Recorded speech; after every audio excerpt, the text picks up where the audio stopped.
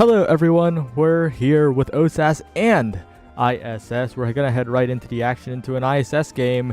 It's the Momono Enjoyers on the left and Chikara Phoenix on the right. Bit of a names are always confusing. Yeah, I would know that since I get them mixed up every other stream, but Momono Enjoyers and Chikara Phoenix, some heavy hitters on both these teams, right? Very well known. Kurikin, Dragon, and Blang versus Mike Mart, Friendly Taco, and Azrael. On this IMZAP pick, both teams know how to be aggressive and know how to stay safe, so it'll be real interesting observing this ebb and flow seen by both these teams today. Yeah, it's especially going to be interesting because, as you might be familiar with, a lot of these players were in Osas, right? Mm-hmm. And so we'll see how they do with some new friends as well. I'm interested to see how Chikara Phoenix does. I don't know. Mike Mart has been a little cursed on stream games, I think, but maybe this one will be different. And I hope so for his and his team's sake. Mike Mart has a few unfortunate clips to his name, but that's, what contributes to making the man, the myth, the legend. But draft is finished. Pending the awakenings, we have Juliet Atlas now versus Mako Aimi X. Similar team comps in theory, but execution is going to be different the entire time. And unfortunately, stream I am name bugged, so I don't know what is going on, which is which. But Missile Prop and Twin Drive Start, not a bad pick for any of these players.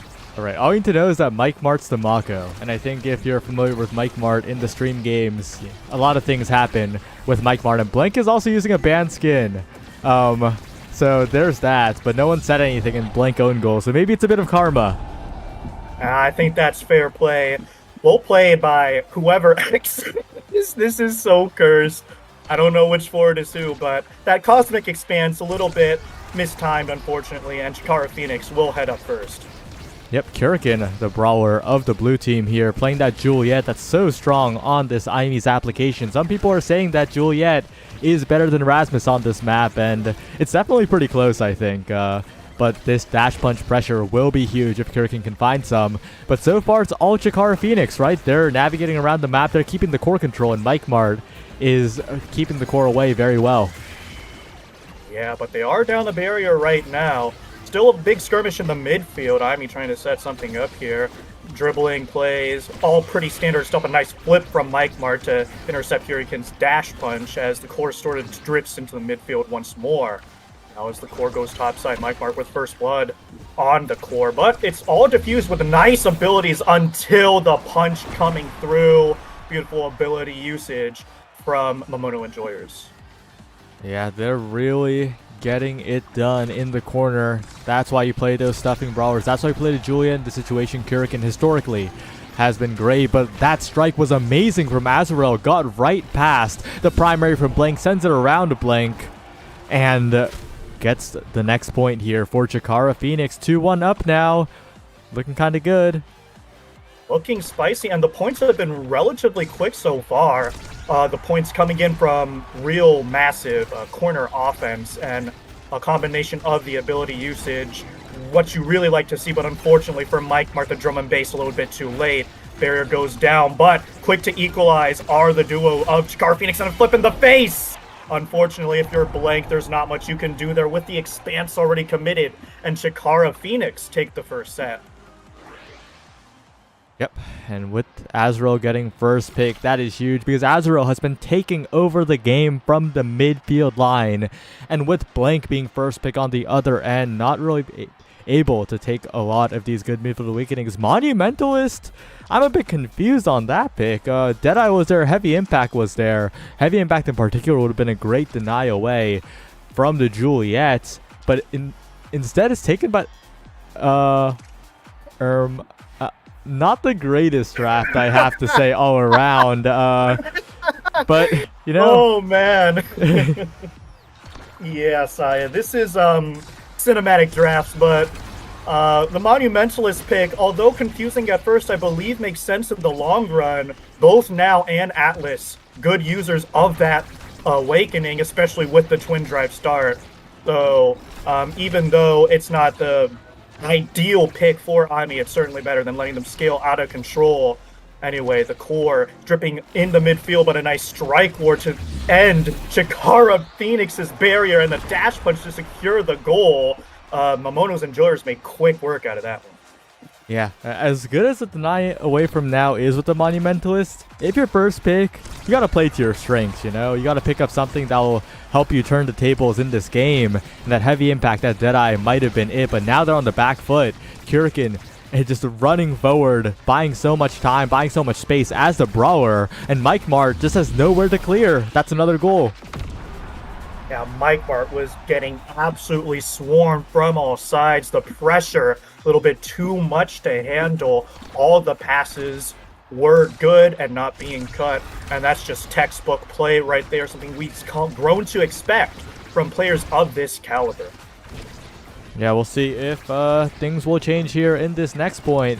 But Mike Mart really unable to give the team too much speed. There's so much offense coming out from the Mono Enjoy. Wow, what a team name. They got to go back to the drawing board on that one. But not the offense. Kurikan finds the strike to cover the flip, and that's a quick set already over. Yeah, this is Imi's app classic. I mean, sets and points don't last too long, and especially in the potent hands of Kurikan, who might look to scale even further, giving this draft, but not too many great brawler awakenings. Something I'm looking at, though, is the hot shot. That would be pretty useful on most of these characters. Definitely so. Hot shot falling down to the Imi, and making sure it doesn't fall down to the Atlas of Blank, of course. And that also seems a little bit backwards. Although hot shot is good to deny away, the Firewall Sentry could have been a win condition here for Azrael with Timeless Creator and Monumentalist making the superpower turret. They really could have forced the corners just like there if there was some more duration, but Friendly Taco finds the Adrenaline Rush proc, and, you know, maybe they might not need it. Yeah, they may not need it with all this pressure off the power play. The ensnare drum so good, but a miraculous clear found by Blank and Kurikan. They hold on for now, but how long can the offense still range? Is Cyber Swipe denied by the expanse? Here comes the glitch pop. Blank's looking so good, so confident with goal arc. Flips expended, trying to keep this pressure going. Bellringer once more in the 50-50, but Blank reads it! Turn too late, but what is that angle? Oh, that is so tragic. Blank, he was looking so strong until that disgusting Imi's app angle. Sometimes you forget that the ball can bounce right back at you, and that's exactly the outcome there. Kurikan needs to find some pressure here. Low energy on Friendly Taco does mean these dash punches are a huge possibility heading into the next round, but Kurikan hasn't really found many KOs. Yeah, in fact, I think the only one we've seen thus far has been the power play off Friendly Taco's pick, which is really surprising to see. The Juliet on app. Chikara Phoenix, they're still mounting on this pressure despite not having too many power plays. Mike Mart with a questionable flip in the face of Kurikan, but the barrier still holds. You'll take it as long as it's still up, and somehow it's cleared. Again, the corner offense just not good enough. But it is Momono's Enjoyer still with possession of the core. They're going to try and attack it once more. Flip still held for Kurikan and wasted at the worst moment. Corner offense is not good enough again. Chikara Phoenix, they're grasping at the straws, and the barrier unfortunately falls just then. A beautiful hold from then, but good things must come to an end. That barrier was almost immortal. It was crazy how so many chances from Momono Enjoyers were not converted, and Mike Mart barely saving it here. If Friendly Taco and Azrael can get this barrier quickly, there's a good chance Chikara Phoenix can get another point here, but it's still looking really dangerous. Mike Mart gets it away for now, but Kurikan, a perfect punch to set up for the goal, and the game is all evened up. Chikara Phoenix on the back foot. The entirety of that point, Azrael and Friendly Taco could not get the core away from the opponent forwards, and ultimately it was just too much pressure from Mike Mart, who actually made some miraculous saves. Chikara Phoenix looking to bounce back here. Drum and bass in the corner. Juliet's Hurricane not able to force it through. There's that sentry turret though, trying to get some pressure started. And a nice shot from Mike Mart forces the flip. A beautiful clear behind the barrier. Not easy to do, but a power play now from Chikara Phoenix. Friendly Taco on fire with these kills, putting Hurricane to shame. No KOs found yet from the Juliet. And the offense is good. Chikara Phoenix looking to convert. Friendly Taco has to be a little bit careful here. Flip. Strike Force won by Blank, and Momono's Enjoyers hold. They do, but there's still some offense to be had here. Azrael, a bit of a weird turret, but it does maintain possession. Puts Blank in a tough spot, and Mike Mart's going to send it forward. Dragon Friend, though, with the coverage, making sure that the offense isn't that easy. But Friendly Taco now in a 1v1. The expanse used, looking for another opportunity. But again, they don't quite find it. The follow-up's not quite there, and Mike Mart barely able to get out of there with the barrier still alive. Flips it away from Kurikan just in time. And Blank still holding in the open net. Yeah, Blank.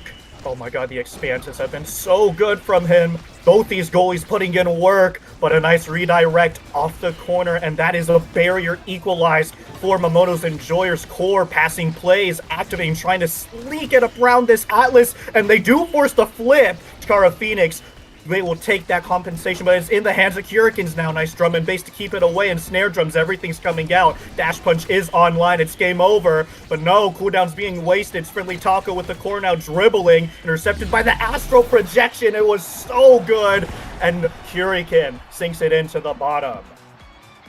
That's what Kurikan does, right? One of the best scoring players in Osas and now in ISS, so you always have to watch out for that scoring potential, but the KOs have been quite lacking, right? We have mentioned it plenty of times. The Juliet has not been getting the KOs, but honestly, maybe they're planning to win before they find their first KO. Yeah, you don't need it if you can just simply outmaneuver your opponents just like that. Energy economy, I was just about to mention it. Not on this side of Momono's Enjoyers, but Hurricane, you don't need kills if you can just find the perfect dash punches every time. Absolutely. Heading into draft now, there are some scary awakenings to be had. The 1-2 punch, definitely what I have my eyes on to find those KOs potentially in perfect form. Great on the Atlas, taken away from the X here. 1-2 punch, very smartly taken by the X, not letting it fall to Kurikan, and Fighter Flight's going to give so much midfield control. That red team second and third pick being in a row is so huge for Chikara Phoenix. Yeah, they made great use of it as well, denying this Juliet two great awakenings that you would have really liked here. Forced to take the peak, but really great synergy with that spark of resilience. And if they can keep this game alive, bring us to a set 4, set 5, that's going to be a lot of speed on Hurricane's hands. But so far, it's Momono's Enjoyers on the back foot, despite Friendly Taco getting low. They still have the offense going, and another beautiful clear from Blank. So patient, unfortunately. Cyber Swipe right there at the bottom, and that barrier goes down. Quick to equalize, though, are Momono's Enjoyers. Like March Drum and Bass, not able to cover it. And a Strike War 1, though, keeps their defense alive a little longer. Friendly Fire from Friendly Taco. It's been disastrous so far trying to convert this, but both teams holding on so far. Still holding in the corner, the Firewall Sentry used, but it ends right as the core slips into the Demon angle. 2 goals away, Momono Enjoyers, from taking this first game. Yeah, and it just begs to question, what if Aimi took Timeless and the Happy Star instead? You'll never know if that goal could be saved. Every goal matters, but flips in the hands, used quickly to get it out of the corner. Wise choice, but finally Kurikan connects the kill. It's a power play now from Momono's Enjoyers. Trades his flip for the added pressure and snare drums. Not enough to save it there. The power play still raging, going strong. Blank up to the now in the midfield. I forgot his name. I can't see it. Nice flip from Mike Mark, clearing it down, but the energy's down, and Dragon Fiend has his flip still. Cooldowns. And Dragon Friend. And now. Dragon Friend looking like a bit of a fiend right now with that KO. Flips as well. 1 goal away now, Momono Enjoyers. All it takes is 1 more, and this team has been so good at the scoring. Blank has been more than enough on the defense. Mike Martin and Azrael are going to have to find a way to keep possession up the field for Friendly Taco to get opportunities, but it's not going to be easy here. And the barrier take doesn't even come through. The trajectory doesn't hit the barrier. Yeah, unfortunate angle, but it was a tight one to be sure. Still no Chikara Phoenix looking to capitalize. Exnastus a little too late. There's the live trying to keep this pressure mitigated here. Possession still on the side of Chikara Phoenix, and another expanse coming out. That's the power of Twin Drive Atlas. Pushing up to the midfield now is Blank. The core now on the other side of the field, out of nowhere. Drummond base trying to keep everything at bay. The corner offense still raging. All three members, they can't clear it, and the barrier goes down. Unbelievable play from Mamoto's Enjoyers. There's a dash punch and a flip, and it is over. You cannot let that happen with Kurikin's flip and dash punch just 2 centimeters from the goal. And Mamoto's Enjoyers make it look easy. An impressive feat from them for sure. Yep, it is a very solid victory and a rare appearance of a band skin. The teams were fine with it. It didn't make too much of a difference, but, well, it happens. Yeah, the scoring potential of Kurikin really shown in that game here. Yeah, absolute dominant performance in terms of the scoring, the conversion, the offense in general. It often seemed like Chikara Phoenix was forced to put all three members either top corner or bottom corner just to stave Dragon Fiend and Kurikin off, and it was not enough in the end. Well played from those two, and a great hold from Blank as well earns Mamono Enjoyer their first round win. Yep. Well, we'll be right back, though. Don't go anywhere because round 2 is up next.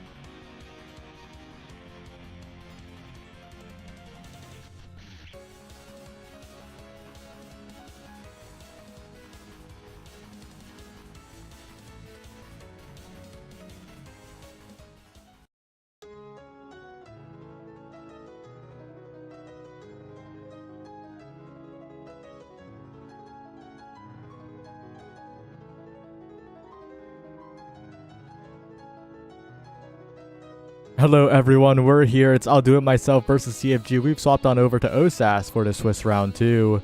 And Strages just might be here. The second day in a row that Strages is on stream. Will we see the same performance again? I sure hope so. And if you're unfamiliar with who Strages is, shame on you for not watching CCL yesterday, because Strages just put on the absolute performance of a lifetime on the IME against the St. Clair Saints. So that is no small feat in of itself. And for a player who has been playing not too long, I think the man is around level 60. It's like, what, 40 hours? Man, it took me like 300 hours on this game to learn how to dribble. Okay, that is impressive. Yeah, quite possibly the fastest improvement rate of all time here. Pairing up with two people who have been in OSAS for a while, right? Karasu and 8th.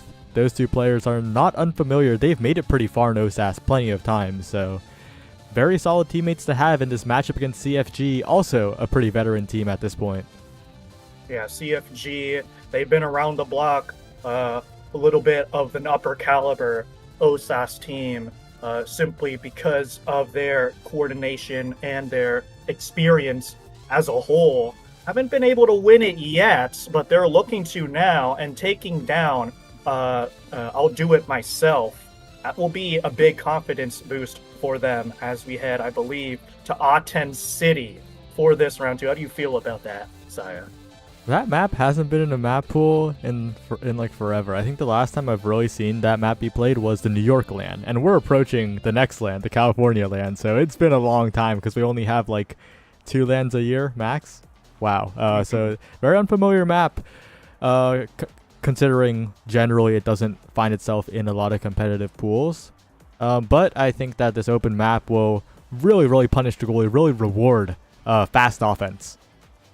Yeah, with how open the map is, like you said, it'll favor the quick trades, the quick interactions, and control from a distance. And we can already see the target ban coming out on Strages, who picks up Octavia. One might wonder what sort of start this is, but my goodness, the amount of confidence you have to pilot such a polarizing character like Octavia.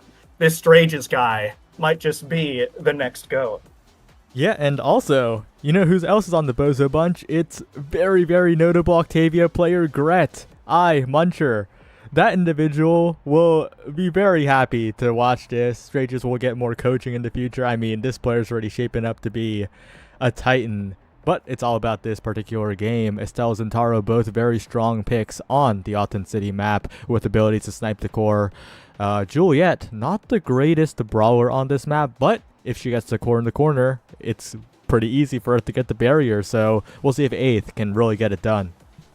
And it's really interesting to see because on the side of CFG, they're picking relatively standard picks on Aten City and a little unorthodox team comp coming out, especially on this map from I'll Do It Myself. Not a lot going for them in the core control department. So it looks like they'll have to try and snowball their way to a victory here. It's a super surge start. Strages already getting a little bit more speed. Creative dash punch angle attempted by 8th. Good try, but not quite enough. And this Zentaro on that super surge start already proving to be quite the obstacle here. But Strages so on point with the primary. Already the barrier falling and setting up 8th perfectly with the special. A quick first goal. It was beautifully done. Yeah, and that's the power of these two skirmisher brawlers from the side of I'll Do It Myself, right? The base drop to supplement 8th, who was punching Moonlit Owl. It was just a little bit too much, and they were funneling it to them. That's something you don't want to do with these characters who love to control and keep possession of the ball. A bit unfortunate on the defense, though. You can't count Katastic and Razook out. This Estelle is going to have a very good time, especially when the rune is caught out. And just like that, Katastic, perfect dash forward. And the first goal for CFG is scored as well. Yeah, something to note, Katastic opting for the Super Surge start despite it being perfect form start as well. Zentaro getting 2 of his Gigabits here. And I'd sort of argue that the pick is warranted on a map so open as this. And really, you can see the impact there as Katastic flies in from midfield to secure that barrier. Yeah, it's like they have two Estelles, except one of the Estelles also moves forward while doing it here. Strage is really good weight against the Zentaro primary, not leading to the goal being scored here. Bit of a dangerous spot. 8th, bit of an early dash punch, unfortunately, but still maintaining possession into the bottom corner. Flame Flurry, really good clear out by Moonlit Owl, though. And both these teams are really showing their defensive prowess. Yeah, defensive prowess, but energy economy coming online here. One flip for both sides, and one flip soon to be gained for them as well as this core folks into the midfield here. 8th with sole possession, gets beaten to the flip. My goodness, Moonlit Owl quick on the trigger, saving that barrier a little more, thwarting the push for now, but Strage is online with that secondary, maintains the speed boost out of nowhere. Fantastic, forced to use his flip, and the speed boost still online. Strage is zooming across the map, the Octavia is scaling, but Karasu with the strike, saving it at the ringer though, saving it at the bell. Karasu with his flip now, offense now on the side of CFG, but a nice clear of Flurry almost sneaking by, and my goodness, what a spaghetti interaction that was happening in the midfield. Yeah, but the goal still is not scored. Still dangerous for Karasu, right? This core speed is picking up, and your reactions have to be on point. Strage is not going to be able to maintain that flow state, but an amazing strike shot by Karasu and the pillar as well, setting it forward, but the defense is even better, somehow defending away from 8th, and now Karasu's going to have to flip sometime soon. Really good use of the pillar. Strage is in the corner, though, clears it out. No, 8th needed to find a dribble there, but just hit it right to Moonlit Owl. Again, the opportunities are missed at the moment, but there will be plenty more if Strages can control this midfield. Yeah, and controlling it is being done, but unfortunately at the very end it is Moonlit Owl a little bit too close to the goal box and gets taken out by a flurry. Really well played by 8th at the end, you know. If your scoring opportunities aren't there, might as well just KO the goalie, make it an open net. Yeah. Perfectly done in that moment, and this lead's going to be massive here if Strages can keep the flow state going. But the core speed, both barriers taken. 8th in a good spot. 8th with all the control, dribbles off the opening goal gates. Oh, Moonlit Owl not prepared for that strike war. Thought it was cleared already because of the barrier, but it went right back to 8th, and that is why you have to stay ever vigilant. And it's a Castellast Aerials Explo start. Oh, Strages is going to scale out of control. The question is, what does he take? And it is Aerial. Strages. Wow. Okay, you know, not every player is built perfect from the start. The Castellast would have been huge here, but you know, Aerials still gives you the more speed, gives you a bigger burst of speed as well, so we'll see how it goes. Something to note with all this BIS coming out here for Strages, the opportunity to scale harder into the late game will be mitigated, so that is CFG's sole consolation here, but the pressure raging into the corner as Strages continues to win the strike wars, dumping it, primary coming through, but a nice dash from a Katastic, even better strike shot, unfortunately just not enough. The flip now to reactivate that offense, but the barrier, it's completely open, top side, no abilities able to cover that pass, and CFG take the first point. You know, in that CCL series, there is one thing that Dropletto contributed, right? It was the draft. So, honestly, shout out to Dropletto. Maybe we joked around about you a little too hard, but still, it is still a very, very solid game here. But this bottom corner is getting really dangerous, and Katastic perfectly controlling space there, making it difficult as Razuk covered the bottom end, and CFG are coming back with a vengeance, 2 goals in a row. Absolutely insane showing from them. They didn't really get too much going for them on that first set, but really flipping the script here. Flurry in the face, thwarted, denied, and Strage is really low here now. This is an insane opportunity for CFG, but nice passing plays off the extra speed. A nice kill found from 8th, putting Hurricane to shame, and they equalize so quickly. Razoo flipping, trying to buy some time as Moonlit Owl pushes up, keeping the core upfield. That's what you want to do. 3 seconds now until the man is back, but a nice dash punch from 8th, quick to capitalize off the power play. This game's being kept very close. A really good offense on both sides, and importantly, both sides are playing very aware of the core control, right? Razuk is finding the dribbles. Strages is getting in there with the primary and scoring the goal all alone. God. 7 seconds is all it takes, and we're at a 0.5. And I was waiting to see how long it would take for a single-digit point second to be scored. Everyone's been doing a good job holding, and it's really uncharacteristic on a map like Achen City with how big that barrier is, how many scoring opportunities you're able to get off of that.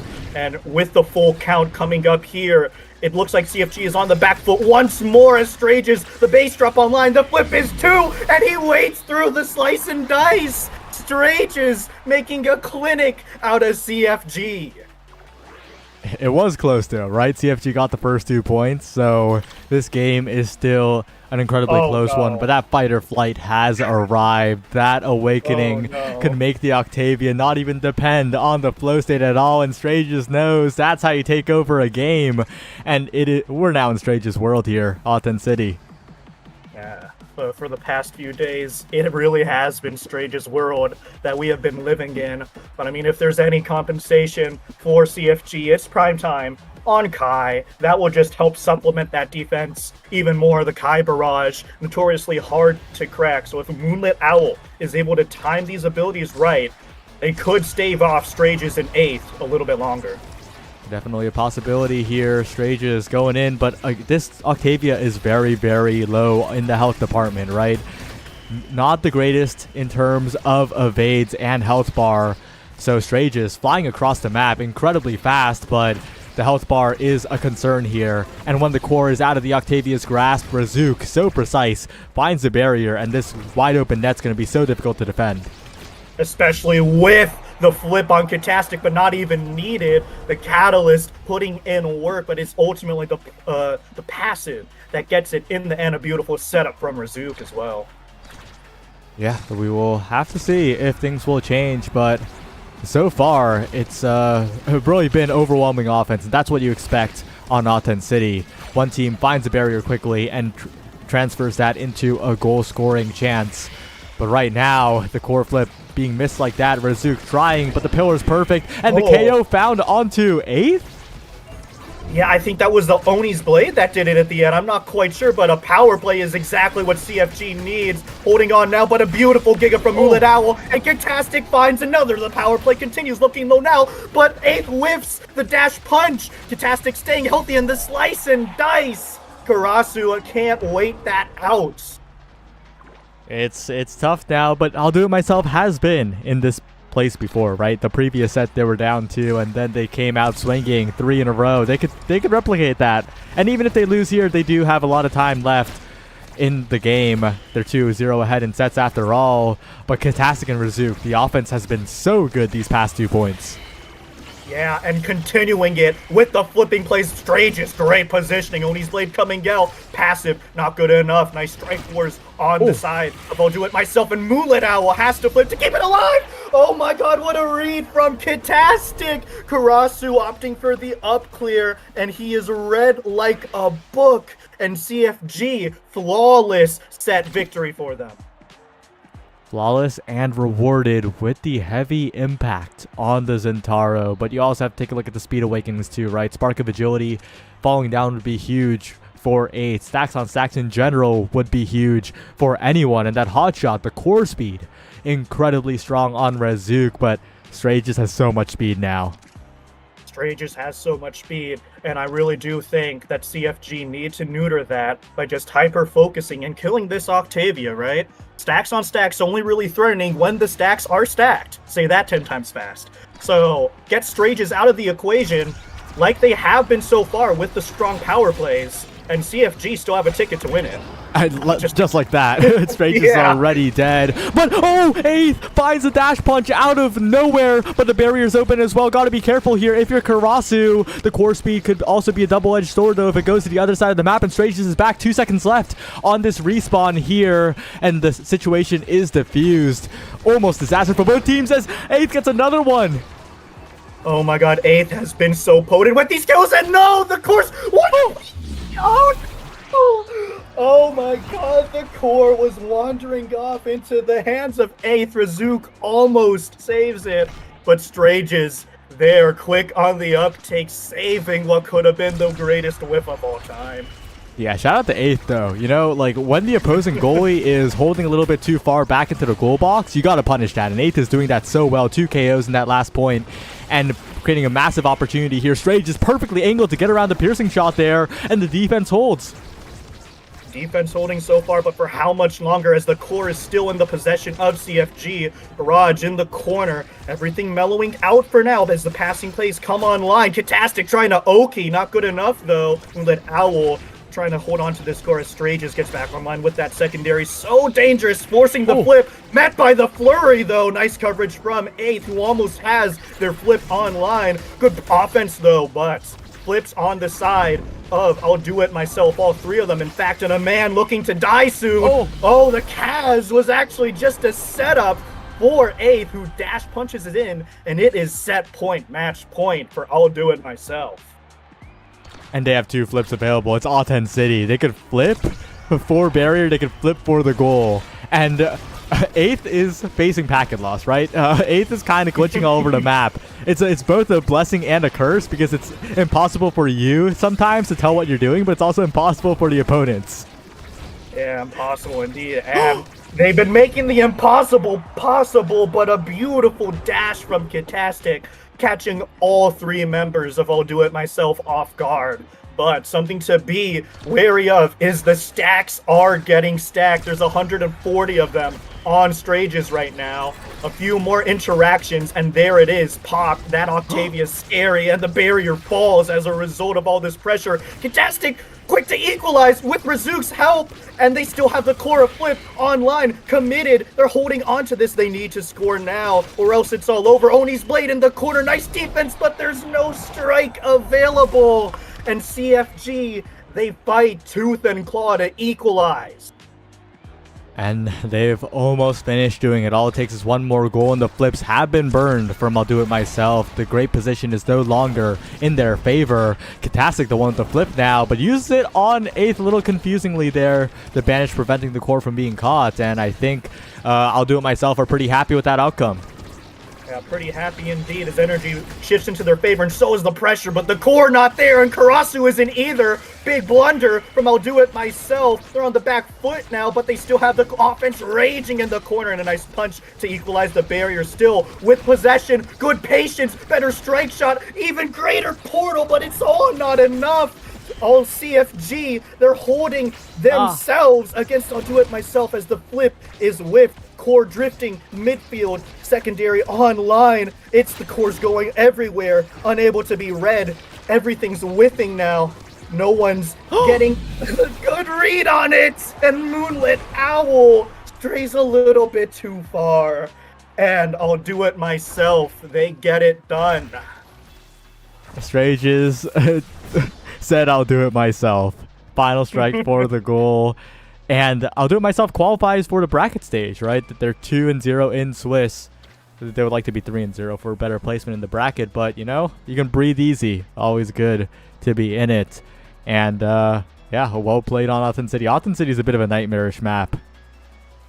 Definitely hard to navigate, and one small mistake can cost you everything. As a house of cards that CFG was so tentatively building up in the backline gets tumbled down by Strages and Eighth. Their unrelenting pressure, a little too much to handle for Moonlit Owl. But CFG, they put up a really strong fight against 2 Osas veterans and the rising star of the Omega Strikers industry. So as they fall down to 1-1, they're going to go into this round 3 of Swiss feeling pretty confident, I'd say. They still have a great shot of making this week's qualifying bracket. Yeah, and speaking of Rising Star, 154 redirects, significantly higher than anyone else in the lobby.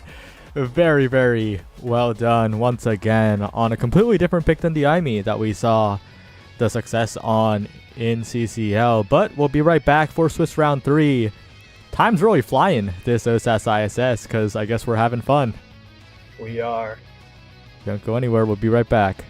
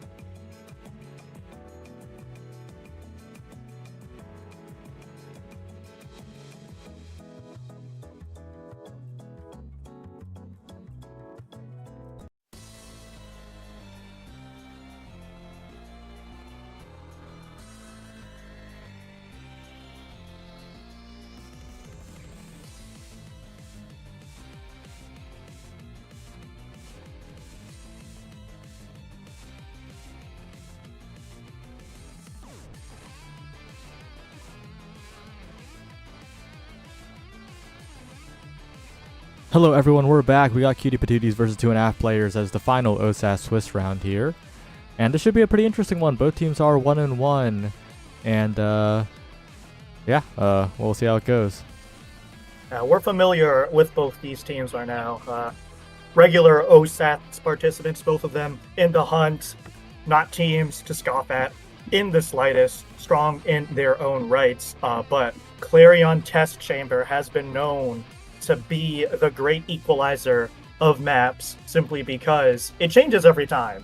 And you can't ever predict what is going to happen. Some maps are great for some characters, some maps are worse. It all just depends on how Rasmus and Clarion Corp is feeling in the moment. So we'll have to see how these capable teams navigate the jank map and each other to get their victory and secure their spot in the qualifying bracket.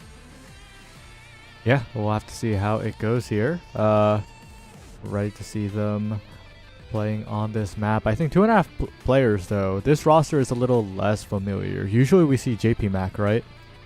Mm-hmm. We saw JP Mac last week against Cherry Kool-Aid, taking down his former teammates in the goalie position. This time, I believe it is their sub, Officer Bo, filling his shoes. We'll have to see how capable he is in that position here. Yeah, and right into the game pretty soon, hopefully.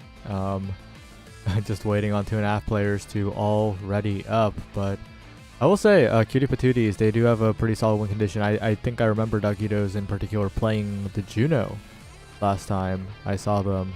And Juno, of course, a very, very strong pick in terms of having agency over the game, having a lot of scoring pressure, and, of course, just having core control follow-ups. Yeah, and we even saw how devastating Juno is in general. CCL yesterday, a player who has not been playing the game for more than like 5 days, picked up Juno in the goal box with strike shot, shout out to Cakes, and performed. And if you don't know what I'm talking about, I've already said it once. Shame on you. Go watch CCL already, dang it. But yeah, Juno, noob stomper, really scary character when piloted well. And we're finally loading into what should be a heater of a final game in the Swiss stage of Osas. Yep, heading right into it here. And Clarion Test Chamber, like has been mentioned, is indeed the map that we're going on. Neo is a player that's newer to competitive, I believe. I've seen them around sending 1 or 2 messages, but this is interesting. It's most likely going to be double midfield on the side of Cutie Patooties. They've already won a game, they've lost a game so far. This is a pretty important stage where you have to win here. If you win, you're in the bracket. If you lose, you have to try again next week. Yeah, bans coming through as well. Ooh. Aimi, Drakkar, target banning, comfortable picks from both sides. We'll have to see what Duckitos hovers now to deal with it. Going to pick up a brawler, it seems, with the Asher goalie in the backfield. It looks like that Cutie Patooties will have a really solid team comp. On the other side, though, X was quickly picked up. Both of those characters are Titans in their own respective fields, but what really is going to make the difference here with the similar goalie and the similar forward is the pilot on the midfield, and the pick for 2.5 players is going to be Kai. I do like the Kai pickup here, especially on Clarion. He gets to run along the lanes created by most maps. Not all the maps are the same, not all of them are very similar at all, but what is common among at least 3 out of the 5 variants is that there are pretty defined lanes, top and bottom. So that's something that the Kai can really pressure, and of course the Now as well. But this is the Bouncy Castle variant, Project Base Drop, where crazy things will happen. And my least favorite map because the core gets to go red for free, and Officer Bo loses that barrier for free too because of it. I hate this map. I'm a goalie player. I need to vent. but quick to equalize is going to be 2.5 players if they can hold on to this core here in the midfield. Insane Membrane not able to touch it right now. Neo running great interference here in the midfield. Nice breakthrough from Element, holding on to one barrier of their own. Another Strike War one. Dash Punch coming through, denied by the Expanse. Something to note is that it is a twin drive start, so this is going to have a great time holding on to these barriers. Oh, and Neo not looking at Insane Membrane. A perfect KO found by the X, a barrier take as well. And 2.5 players seem very familiar with the game plan on this map. Of course, it's not always going their way, but the barrier is still standing for them. They're still standing, and Dogito's looking worse for wear here. Core still maintain no nice proximity drone, and the bouncy castle helping out Cutie Patootie. Sentry drone setting up Dogito's once more, and a one strike war leads to Cutie Patootie's getting a goal. That is the first goal in the favor of the Cutie Patooties, but it was definitely not the most confident one from both sides, right? There were moments of shakiness. They're going to have to warm up on this map. Yeah, it is now the Obscura variation. We already see a lot of damage coming out because they're hanging out in the little danger zones there. Dogito's forced to flip, X Maximus battering him. Core is just going to have a fun time in the backfield as Insane Membrane does his thing. Working up on the field now is 2.5 players. Dogito's just out of it. An alley-oop from Insane to Officer Bo, securing that power play position now, but a nice strike shot diffusing most of the pressure here. Patience as they work the top side of the map. Nice passing plays, but the barrier beam stuffing it for now. It's still wandering in the corner, and it is now Insane Membrane and a barrier gone out of thin air for the Cutie Patooties. Yeah, the flip was really well placed there, and Dogito's trying to find a goal. Neo setting up the core, moving forward, and it's actually an own goal by Insane Membrane, trying to KO Dogito's, but ends up scoring the goal. Unfortunate from Insane Membrane as it gets a heart from Dogito's. Little bit tragic. That's a caveat of X. If he ever tries to help on the defense with the bell ringer, always has to be a little bit aware of that. But a strong start for 2.5 players. They go and take one barrier, but Shadow Egress not long for his world. Wise to evade and needs to get out of there. Strike Force one in the face of the flip. Often still trying to meander, get something going here. Core drifting down here. Dogito's trying to read something, but it's no match for the patience of Bo and Egress as the core is continuing to just get pushed around in the midfield. X Maximus Bell Ringer not enough, and the teams have been doing a great job of maneuvering around each other. Indeed, they have. Insane Membrane almost getting the barrier there, but Element X with the last second scoop with the primary, the barrier beam just enough. But this X is continuing to try and push the corners, punished by Dogito's this time. And Cutie Patooties, they're playing this midfield game so well. They're making sure that at least one barrier stays alive, and they're playing very patiently to send the core forward. They are, and they're timing their strikes so well, just like that. Dogito's with a beautiful setup supplemented by the now old Officer Bo. Not in a position to expand, and it is Cutie Patooties taking a pretty dominant first set. Absolutely. And Cutie Patooties rewarded as well. Plenty of great Juliet Awakenings. Heavy impact and perfect form, what I'm looking at right here. And it will just be passed down here. Perfect form. Go into the Asher. And might the Colossus an early pick on over to Dogito's. Might shadow of what it used to be, but still very good if you have the other size Awakenings. And Timeless Creator. Neo has been playing very far back, trying to use these creations as a stationary object, so that Timeless is going to do a very good job. Yeah, but on the other side, heavy impact on Insane, who has been trying to find so many kills. They'll make his life easier. And Missile Prop on Atlas. I would have been very upset if Officer Bo didn't take it. It's Missile Prop for a reason. Look at the impact. The Astral Projection triggering the Expanse pressure and continuing on this map here for 2.5 strikers, but quick to defuse. And the Expanse in the middle taking out Shadow Egress. Not Shadow Egress, Insane Membrane. I got them mixed up. Power play now for Cutie Patooties, and they're quick to convert, taking that second barrier, almost finding a second one, but the Astral Projection saving Shadow Egress there. 2.5 strikers trying to equalize, but Officer Bo just whiffs his strike. You hate to see it. Yeah, good setup by Neo to send the core forward like that, but it really was 2.5 players not quite being ready for the core speed there.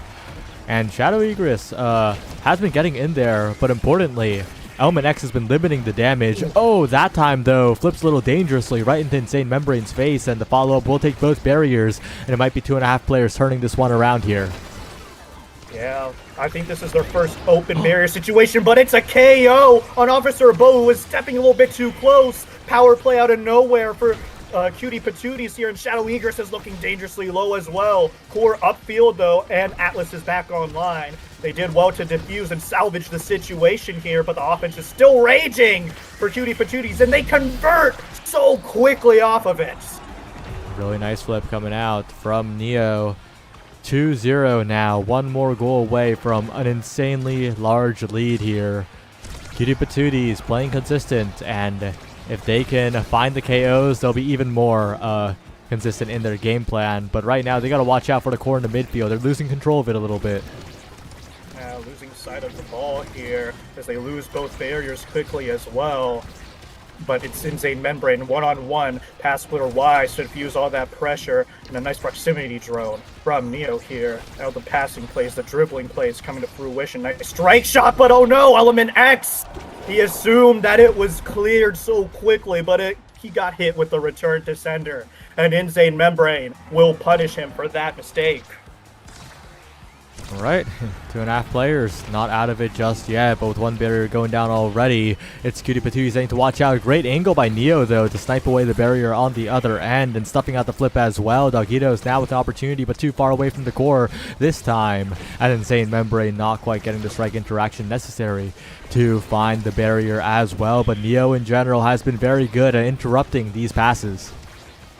Yeah, Neo's positioning has been great.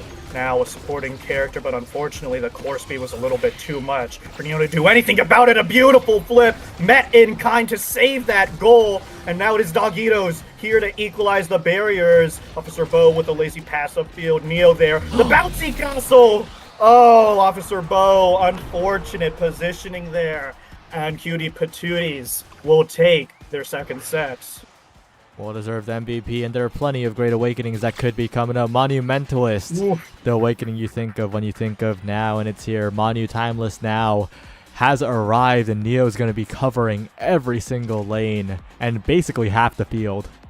And it gets even worse than that. I didn't even bother taking prime time or rapid fire because Asher's getting nope.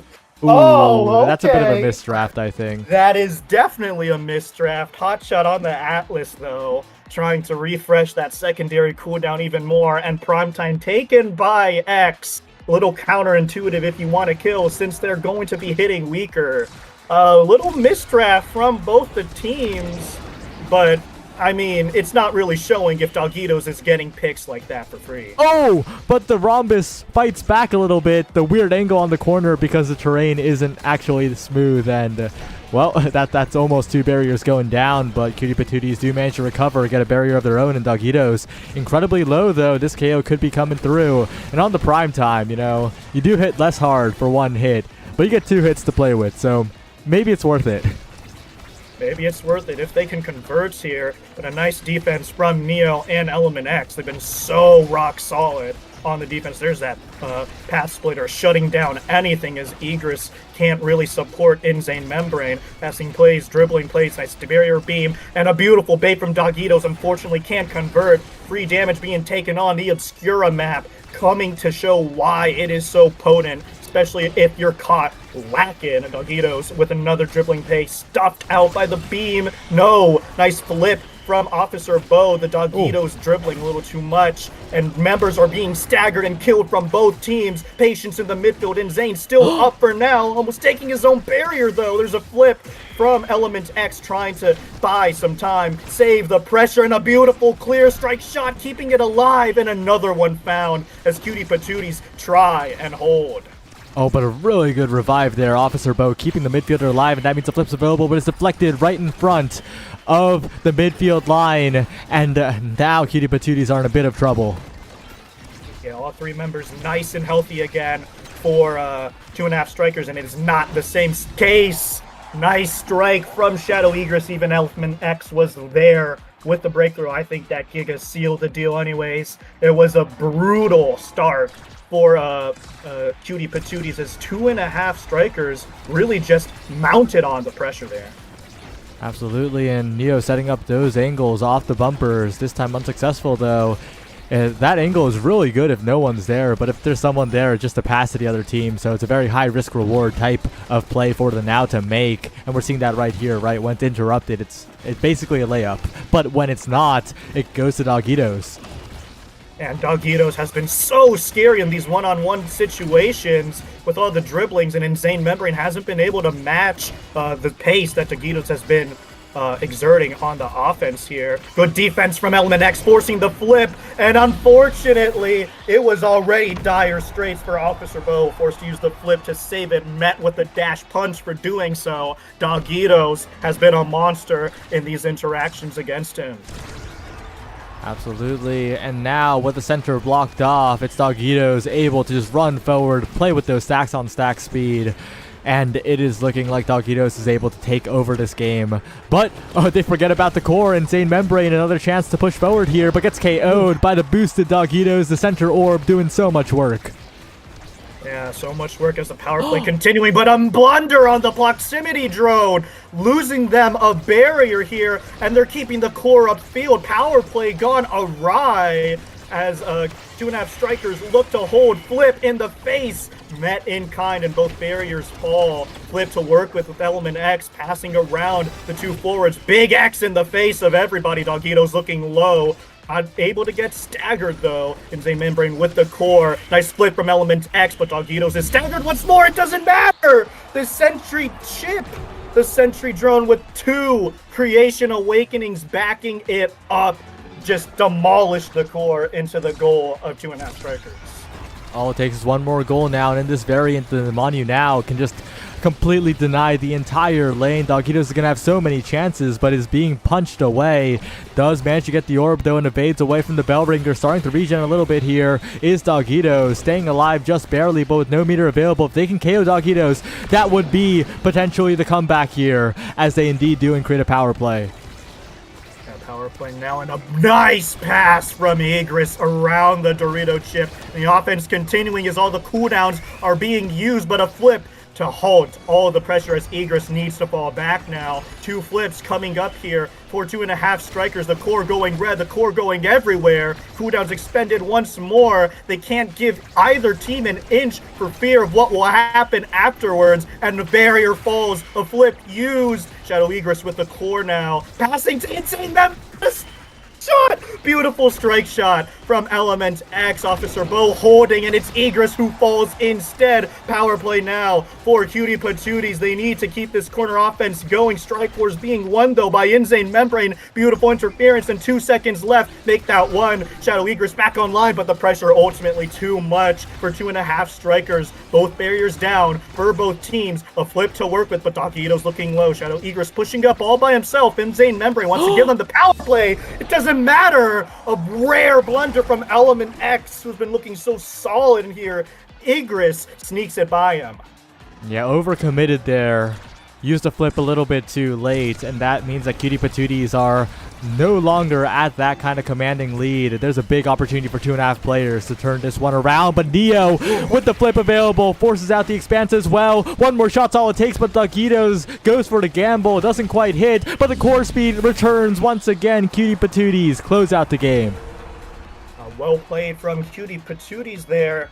They did a good job mounting on the pressure. They found more kills. They found more opportunities to coordinate their abilities. And they found some sneaky corner plays and passes.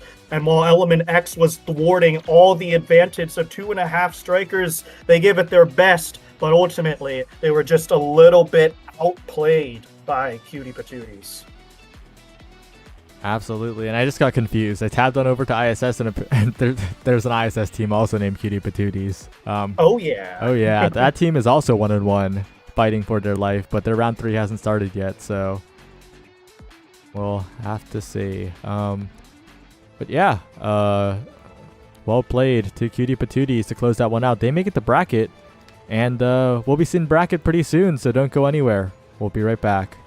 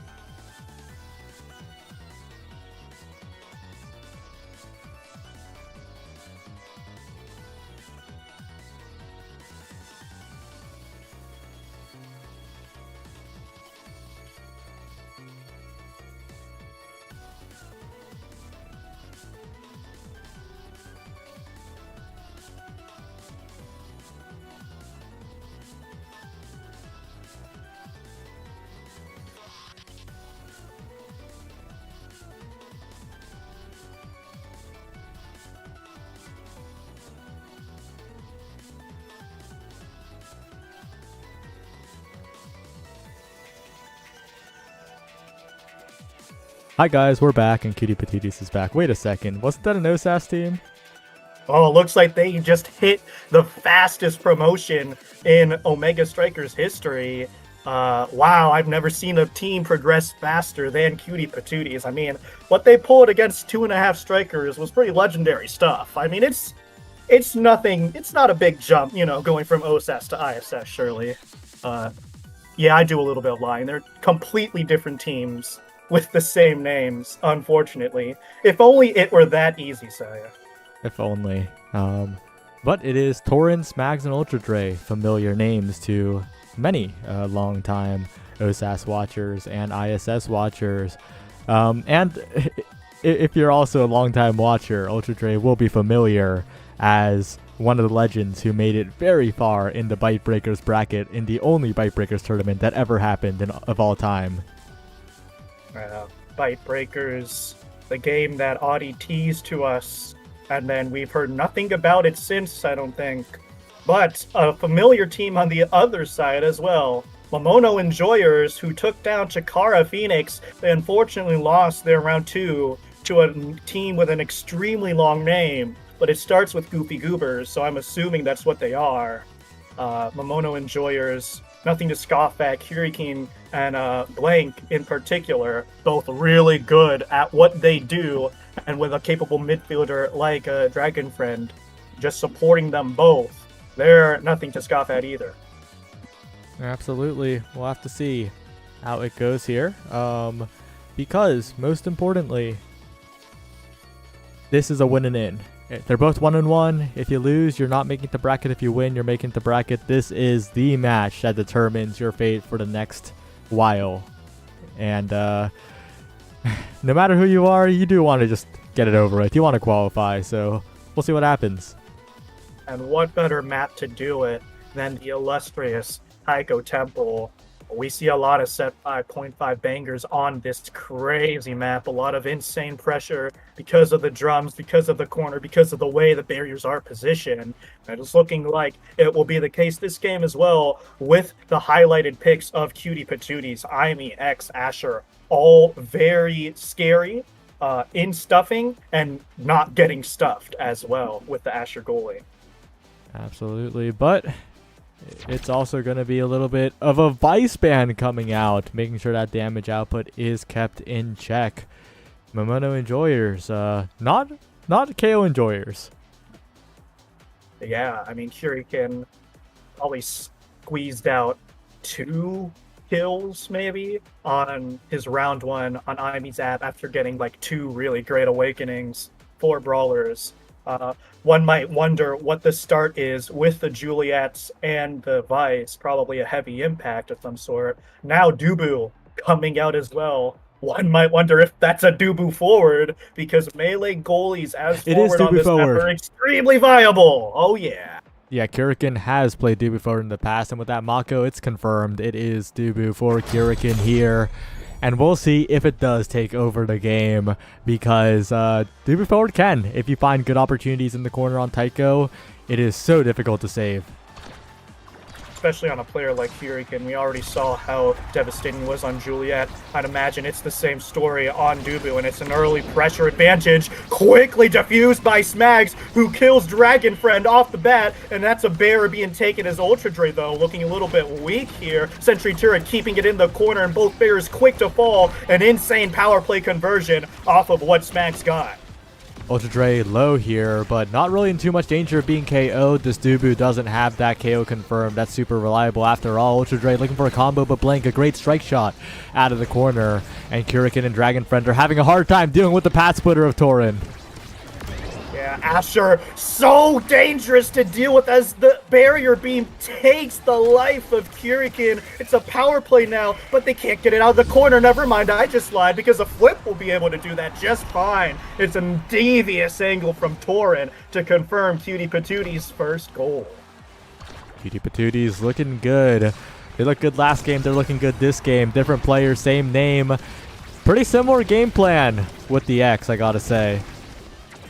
Yeah, just keep it in the corner and bully the enemy goalie until you eventually get it. And just like that from Kurikan, he does his job and gets 2. but he pays for it with his life. It's a power play, and Cutie Patooties need to convert here. Sentry turret, not quite enough. Dragon Fiend, great positioning, and a better drop. Torin tried to keep it upfield just a little bit longer and got greedy for it. Well, that's a good goal from Momono Enjoyers. If Hurricane can take the barriers like that and not die this time, that would be huge because those barrier takes were so efficient. Yeah, and it's really crazy what's been a McDouble off the back of Ultra Dre's Bell Ringer. Not what you want to see as two flips now at the expense of Momono Enjoyers and a Kurikan trying to get a little freaky there with the center drum intercepted by Smags, and a flip is expended to keep the pressure going. Into the corner it goes. Both flips still being held on. Blank forced to use it there. Strike shot, keeping it up here. Barrier beam. I mean, that's the pass splitter and the sentry turret. One barrier falls, but they can't make it two, as it is a 2-on-1 versus this goalie. Barrier being forced to be used. Ultra Dre can't convert though, and this back and forth has been insane, but a flip will get it done every time. Kurikan now needs to find an opportunity here, but Blank's having a hard time defending consistently. Dragon Friend rolling the core forwards, and Kurikan KOs the goalie, but the Tofu Fortress defends it too well. The last remnants of the Tofu Fortress save the goal for Cutie Patooties, and Momono Enjoyers now still need to score, but they're not finding the goal.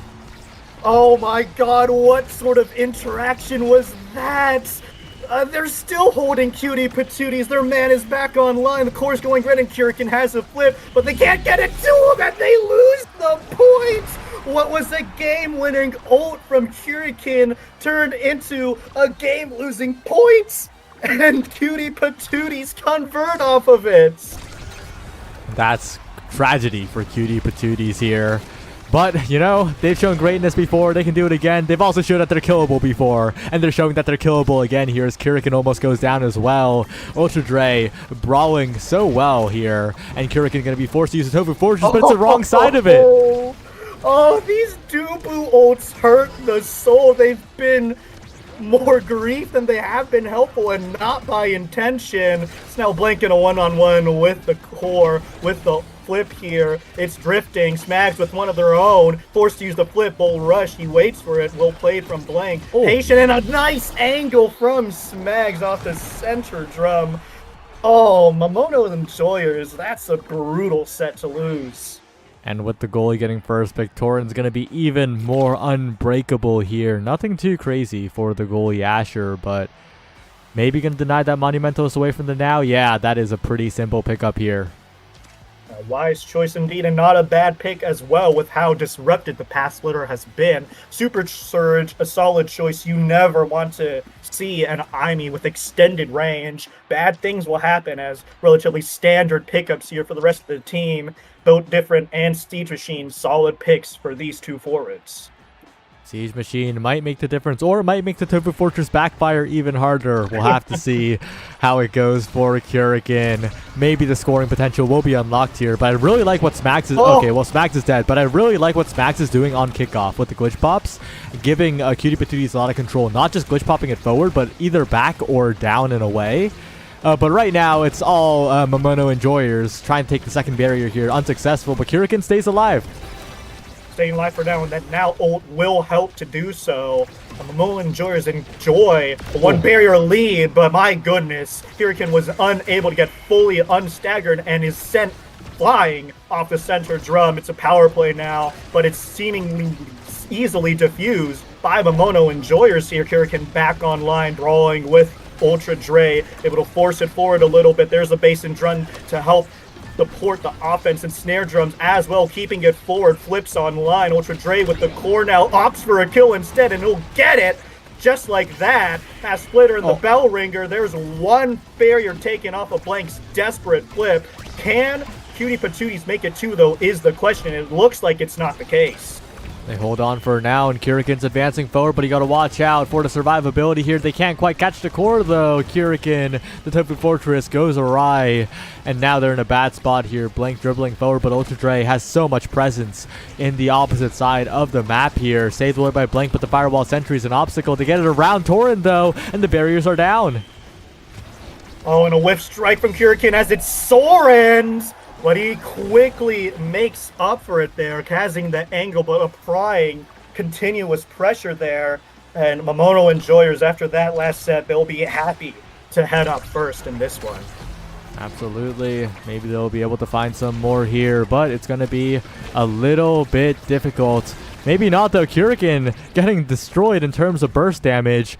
Dangerous spot now for Dragon Friend. Smags as well. Flip available. Huge opportunity for Cutie Patooties, but Kurikan's pushing in the corner with a Tofu Fortress, and this time it works out.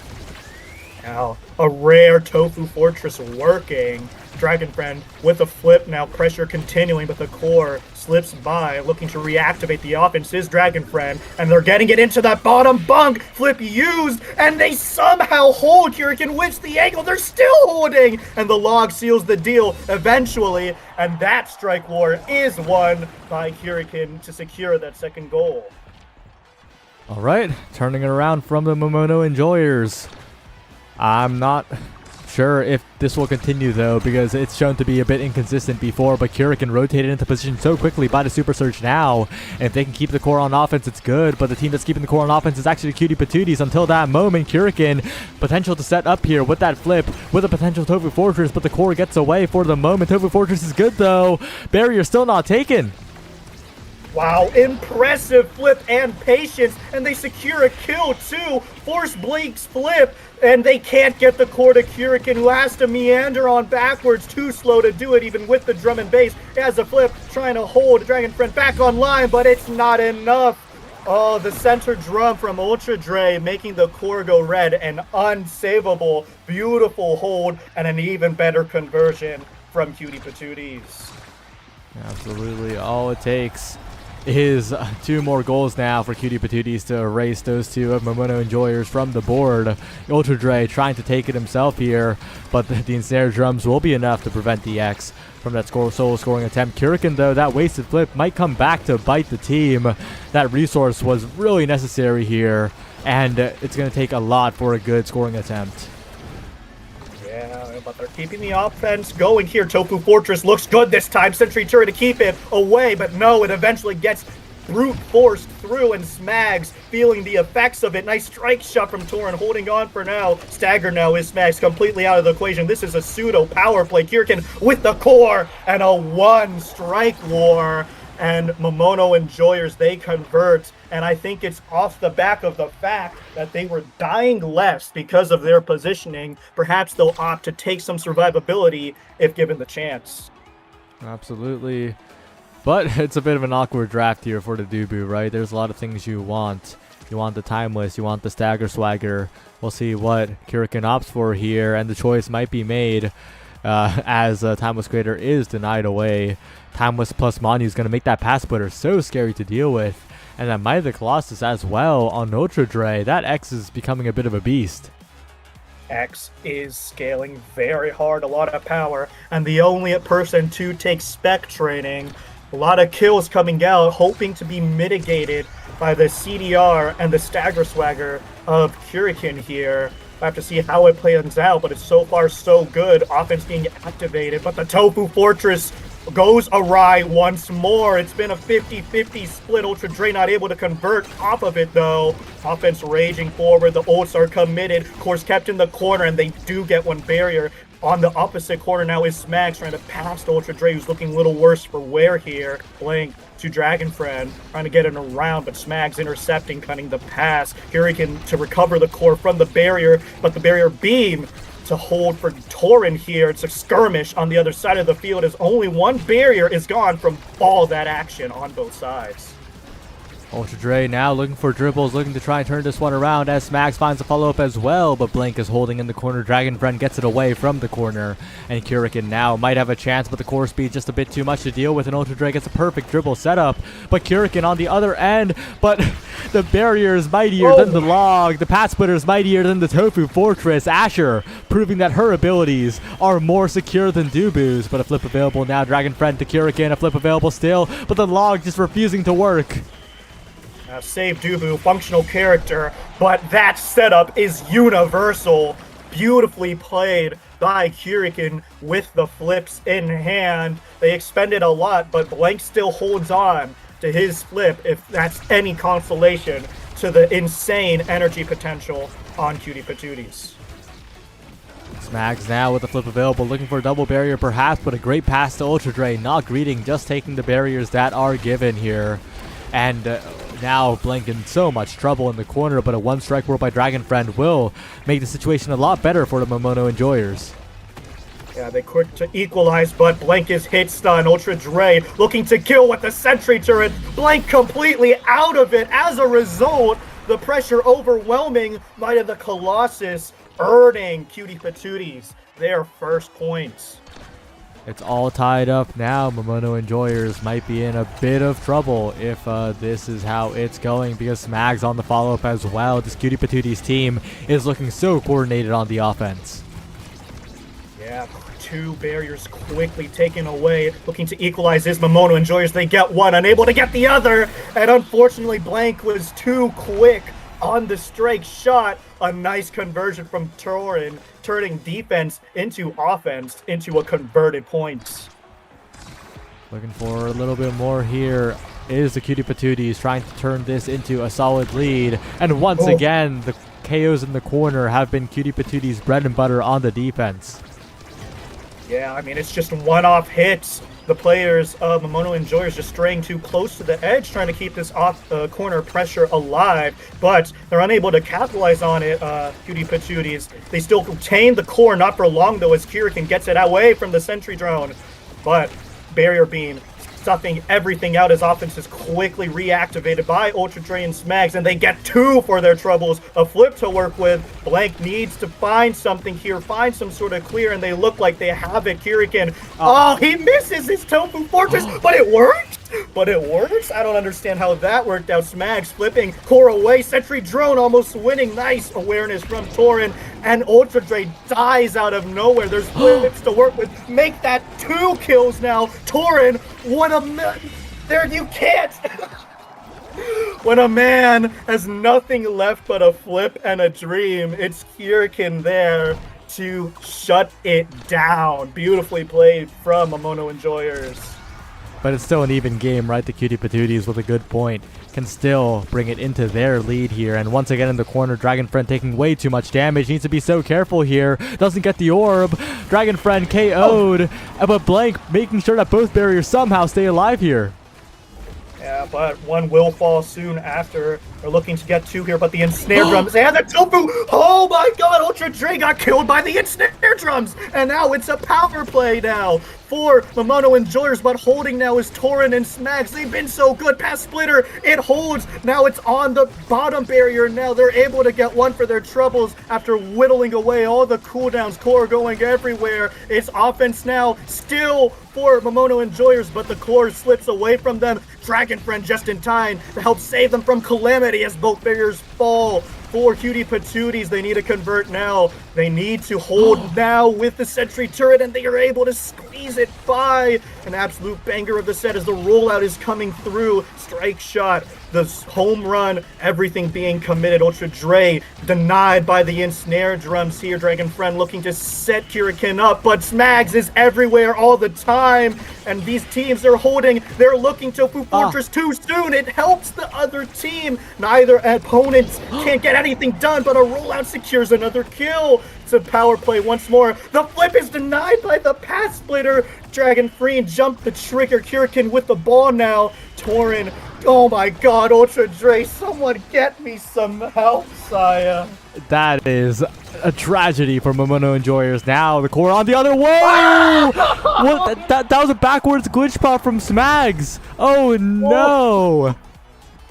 Oh, is this cinema or what, guys? I cannot believe it.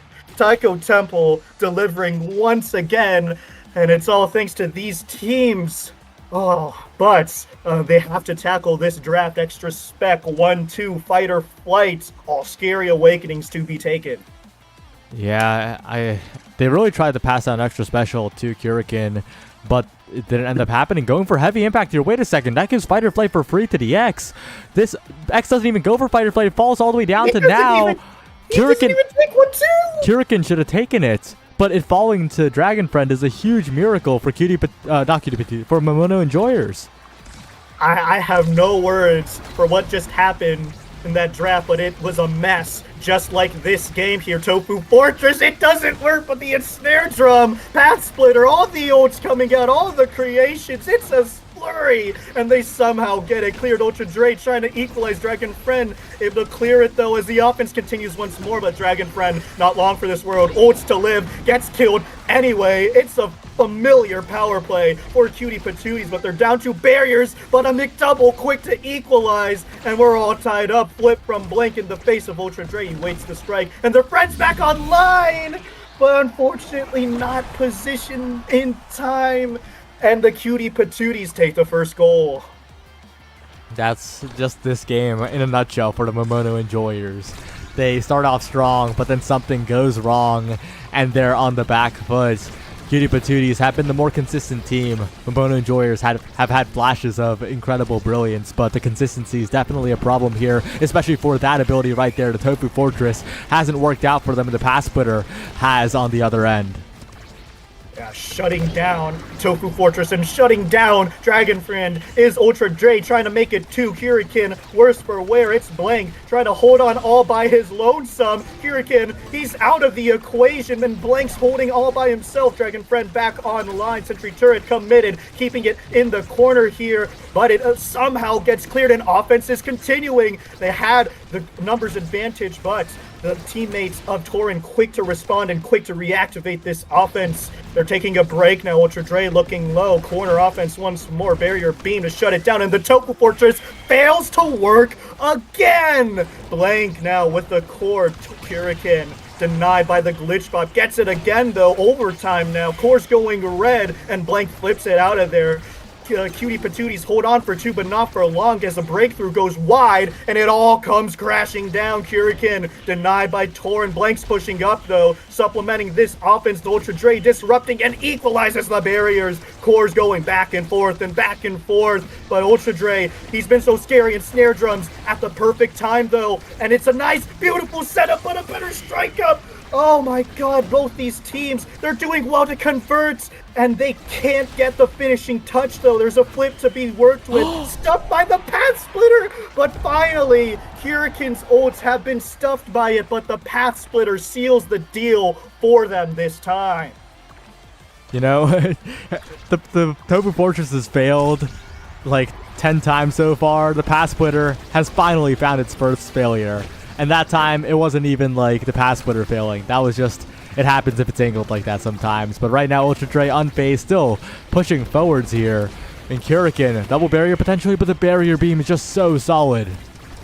So solid has been both these teams. Torin and Blank with a rare KO. I was gonna compliment on his ability to stay alive. Ultra Dre proving me wrong, and he can't either. And the Tofu Fortress costing them the barrier off that unfortunate angle. Torin pushing up with the flip. It's a power play still for Momono enjoyers. Path Splitter committed. They still have the core. It's going top side, but Ultra Dre's back up. Box side it goes now. Abilities being used, and Torin with the flip, but Ultra Dre not able to capitalize off of it. As they're working this second barrier, they eventually get it here. Open barrier situation for both teams. Core's going to the middle of nowhere as the Ensnare Drums to put Ultra Dre in jail. It's looking like that the Momono enjoyers want to get something started here, and their need to break through Smags. He's been helping on the defense so much, intercepting all of these passes. Tofu Fortress claims the kill, but the core's not with them anymore. Ultra Dre, he stuns Hurricane. They're holding on once more, and they have a flip to work with coming up soon. They Sorened it, and they save it. Torrent's back online, and they hold once more. The flips are still in the favor of Momono enjoyers, though. Sentry Turret to activate this offense. It gets away from them. Dragon Friend in the face, can't wait out the barrier beam, though. Hurricane misses his roll. Saya, I'm running out of breath. Take it over. I'm getting deja vu because that exact thing happened earlier as well. They saved it that time too, but this time the Tofu Fortress returns, and this time Momono enjoyers avoid losing the point after that. The Cutie Patooties, though, what a hold. What an absolute slobber knocker of a point. Someone get me some water. Oh, I'll take over It's again. Ultra Dre. Oh, Ultra Dre in the with corner. core. Kurikan Oh. trying to do the same on the other end, but it's so much harder to do on the Dubu when there's no corner to play with here. But the flip is deflected away by Cutie Patooties, Dragon Friend, and Kurikan trying to push forward, but the pass splitter is just lasting forever. The time was created to really come into play here as Kurikan finally in position. Finally, the now primary as well. This could be the end of the game if they get a good flip, but Kurikan pulls the trigger way too early. Ultra Dre now trapped in the ensnared drums, and Kurikan with a simple strike. It's over. It's finally over. Oh my goodness. What an absolute insane dynamic game. I mean, everything went wrong and right for the Momono enjoyers, but fortunately for them, their higher peaks outweigh the overall consistency of Cutie Patooties. They are not able to move on to the bracket. But fortunately for them, their underlings in Osas do. So hopefully they'll be able to avenge them. But I mean, what more can you ask for? Two great teams, two great players in the goal box, two insane forwards for both of them. This is ISS. Yeah, that is a great game. And bracket hasn't even started yet. Like, bracket's just about to start for ISS. It needs to get started. It's like an entire match behind Osas. But we'll get to that pretty soon. Don't go anywhere. We'll be right back and save Dubu.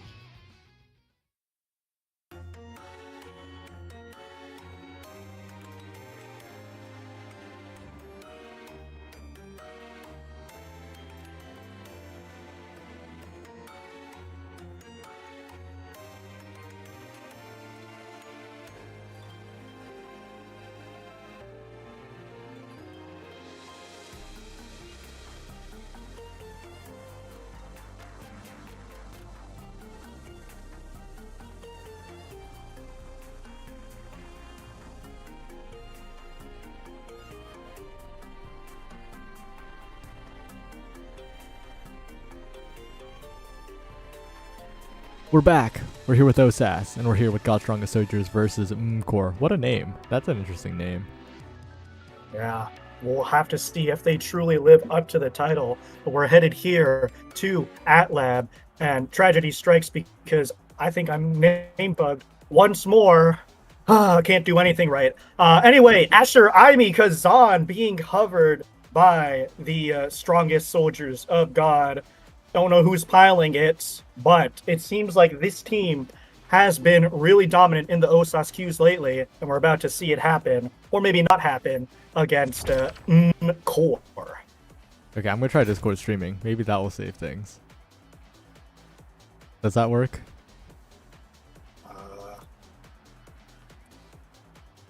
Hopefully it will. But meanwhile, Asher Goalie has been pretty consistently an amazing pick in Osas, it feels like. So Kajusha Kurtz on it does look like a good idea here. And Vice finally making an appearance on Rico Polo potentially. This is going to be quite interesting as it's also paired with Erasmus. Not quite all-inning into the KO department, but you know, any character can kill if you focus hard enough. Yeah, I mean, the Vice and the Rasmus, wonky synergy there, but what isn't wonky synergy is the Juliet Aimi with the Mako to support them. God's Strongest Soldiers probably picking picks that they're really comfortable with, whereas Core is probably opting to work on the team synergy with characters that complement each other. We'll see what happens here. Both these teams want to win to make it to the qualifying match that is next up. It's really going to be interesting to see, but so far I'm kind of seeing the game plan with Erasmus, right? Vice isn't really that fast, doesn't really cover that much space, so kind of shoring up the weaknesses with Erasmus that's able to solo score in some cases, but the damage is coming in from the other end. Rico Polo, the one who is staggered and bounced away. Yeah, wise to drop back is Rico Polo, still staggered. Rolly Fish not able to fish for the kill, unfortunately, but they still retain core control here, trying to equalize in barriers, but Katyusha quick to stuff everything out. It's now Mandrake against Misael, who wins with the pendulum swing. The flip a little too late, goes around the world, and Rolly Fish able to equalize one barrier, almost gets killed for it though. That's the power of the Vice. Stepping up in the midfield, and there's a flip in the face of Mandrake, taking the first points. Well played, and God's Strongest Soldiers looking very confident if Misael can get control of the core, and with the Rasmus being the fastest thing on the field basically, unless that Mako buff is active, that is looking very, very doable. But right now, you gotta watch out if you're Rico Polo, because last point you got targeted, this point you have the flip, and you gotta make the most of it. You also need to keep the core in favorable positions. A flip from TF2, trying to keep things a little safe, not get things too dicey, and it pays off. Sentry turret now, but it's unfortunately navigated, and somehow, someway, Rasmus is dead, out of the count. It's a power play now for Core. Flip from Rico Polo gets a cheeky barrier for the Troubles. Two flips, though, to work with on the other side. The power play comes to a close. Supernova not finding too much there. Katyusha with the nice dribbles. Rolly Fish can't find anything with the dash and the punch, but still has the flip and chooses to use it and sneaks it on by. Well played to open up the net. The Asher a lot less scary when there's no barriers to help out on the defense. Rico Polo brought a little bit low, but this scoring attempt's going to be a bit difficult here. This firewall sentry proven to be quite the obstacle as Rico Polo is almost KO'd as well. TF Tune-Up almost sniped off the edge from full stagger. That could have been devastating. And Rico Polo still confidently moving in. Rolly Fish moved away by the barrier beam, and a strike war win at the very end will even it up. Yeah, it was a great job from Aurelie, supplemented by TF2 Nub. Katyusha burned all their cooldowns a little bit too quick and was swarmed at the very end, got punished for it. Yeah, and looking forward with the Supernova, Misael, flip available, TF2 Nub just blocking away with a single strike. We've seen a lot of flip blocks today. A lot of them, and there's a whiffed one to boot. Seen plenty of those as well. Misael trying to dribble, trying to get two. Pendulum swing covered though as he was stuck in jail. Sentry turret online by Rico Polo. Clears south, but unfortunately the member that was south is KO'd. Flip burned, but they get a power play for it. Stuffed out by the barrier beam though as the core wanders to no man's land. Power play successfully diffused, but a little bit too late. Is Misael back up? They're able to convert on the second barrier. Oh, but the barrier on the other end as well goes down. But Rico Polo takes so much damage in the process. Good hook. But this open net is looking so dangerous for both teams. Rico Polo body blocks the primary. Oh my God. What Rico a teleport. Polo. That was absolutely insane from Rico Polo. That was a clear that would have happened if not for him. Well played, just throwing himself in there. A very viable strategy. You see it when people try an Oki, but hit stunning, body blocking. It's all fair play in Omega Strikers. One barrier down though for God's Strongest Soldiers. They're trying to equalize here, but the corner offense not quite enough. They're looking to regroup topside here, but a strike shot to diffuse all the pressure. Offense not being able to activate, but that power play might help, and they have a flip to spare. Flurry in the face to negate the barrier beam. Flip gone, but they'll take the point anyway. Two flips available as well. Bit of an energy advantage, and I'm getting a lure drop from Jay. Mandrake and TF2 Nub were Jay's Osas teammates back in seasons 2 and 3. So they've been here for a while. They've played with a player that is now NASA, and even played in Nassel. Jay has some games this season in Nassel, but right now it's all about Aurelia Fish, Jay's replacement, saying I could do it better. Stop talking about their former teammate, scoring the goal. Core with the first set. Core, they do enjoy that core. Stick it in the microwave and they have completely cooked God's Strongest Soldiers. They're looking to scale a little bit more this draft, clean it up, blow them out of the water this set, and a 1-2 punch on Juliet might just do the trick. Yeah, that is going to be really scary to deal with. This Juliet's going to be getting KO after KO. But build different size. Looking good on Kadusha Kurtz. Of course, the cooldown awakening's a little bit better for the primary, but you'll never say no to size when you're already looking so massive as this Asher.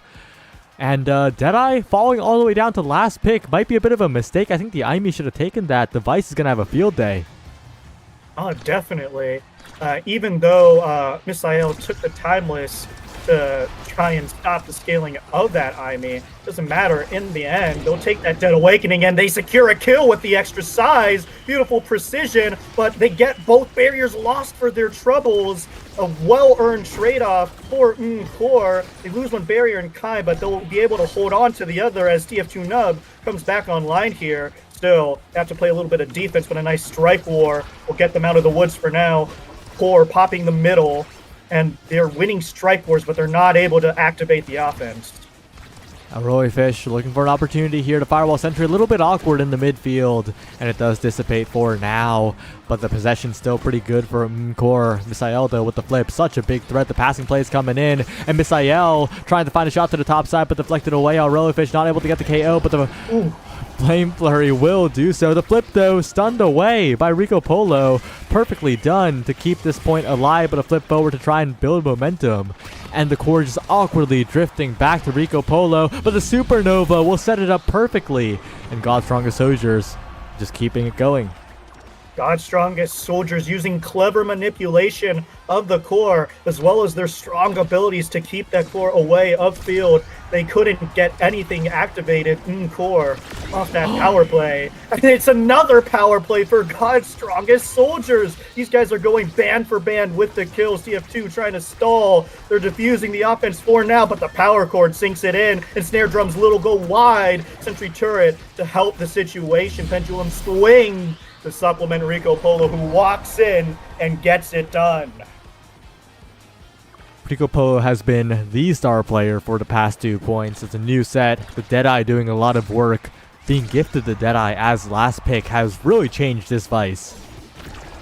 Yeah, doing a lot more damage, getting a few more power plays on their side, almost getting one, but that Supernova a little bit overzealous, cost them their barriers for but was easily diffused damage. They get 1 for their troubles, though, but Mandrake not letting them get 2. Still with the core, though, is God's strongest soldiers, but Misael not able to get there in time. Now it's Rico Polo with it, trying to set himself up. Thunderstruck, not good enough. Sentry turret coming out, though, and the ensnare drums help that keep that offense alive, which Pop it's going top side, and Misael able to get it away from there with the help of Rico Polo, who is staggered now, needs to use that flip, wise to do so. That flurry was going to kill, and God's strongest soldiers, they've been holding, but they can't get any compensation for their troubles. Oh, and yeah, no compensation at all, as that snipe from Mandrake is just perfect, making it a set where Mkor have a way to get back in here. They have so much meter on all 3 members. TF2 Nub and Mandrake are going to have a flip almost immediately here, but Rico Polo punishes the lack of evade and immediate KO, and TF2 Nub in a dangerous spot as well with no evades remaining. God's strongest soldiers are looking to close out this set. Getting a lot of cheeky kills here is Rico Polo, but another cheeky kill found by Misael. Fish able to equalize the barriers, but it's a 2v1. Nice strike shot from Mandrake, buying a lot of time and diffusing a lot of the pressure. TF2 Nub back up in 1, and there he is. Back into the fray, and the core goes around the world once more. Past Splitter, it's too much. Mandrake can't get it out of the tight situation. Backwards passing, keeping it away. Nice home run. Trying to activate this offense, but a supernova, that's the dead eye. That kills Raw anyway. Flip from the Mandrake, trying to get it out. And an insta-pop from Katyusha, deflected by TF2, but the passing play is looking really good. Drum and bass covering top side, and the ensnare drums buying enough time for Fish to get back on, and Core holding on for now. Fish already brought back low, though, and Rico Polo making it difficult for Mandrake, who is defending for the moment. This time, it's Misael who's in a lot of trouble here. A KO would be huge as the core speed going crazy, but Rico Polo has full control. A power core to the bottom side will close out the set and even up the game. Well played from Rico Polo, the star player, as you mentioned, finding so many kills, so many opportunities for success, and he gets rewarded for it, immediately going to take the heavy impact, and why wouldn't you? Yeah, such a good awakening. Heavy impact plus Deadeye. This Vice will be even stronger here. Fighter Flight should probably be denied here, but instead it falls. Rasmus the chance to take Fighter Flight and just gives it over for free. Wait a second. Fish is now in competition to be the strongest as well as Rico Polo. Fighter Flight just hand it over for free. You can't be doing that. And TF2 able to get some range on that dash. Very dangerous.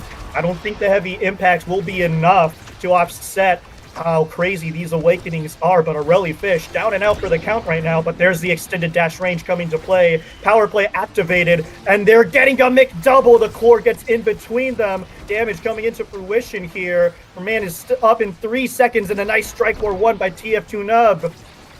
Fish back online, needs to play their life more carefully. Black hole popped in the middle. Rico Polo with the core now, no dash punch to get it away. The barrier holds for now, though. Past Splitter. It's going up, and an awkward pass. An awkward opportunity, but it's defended away by Mandrake. And it's Core in a familiar position, and they can't hold on for much longer.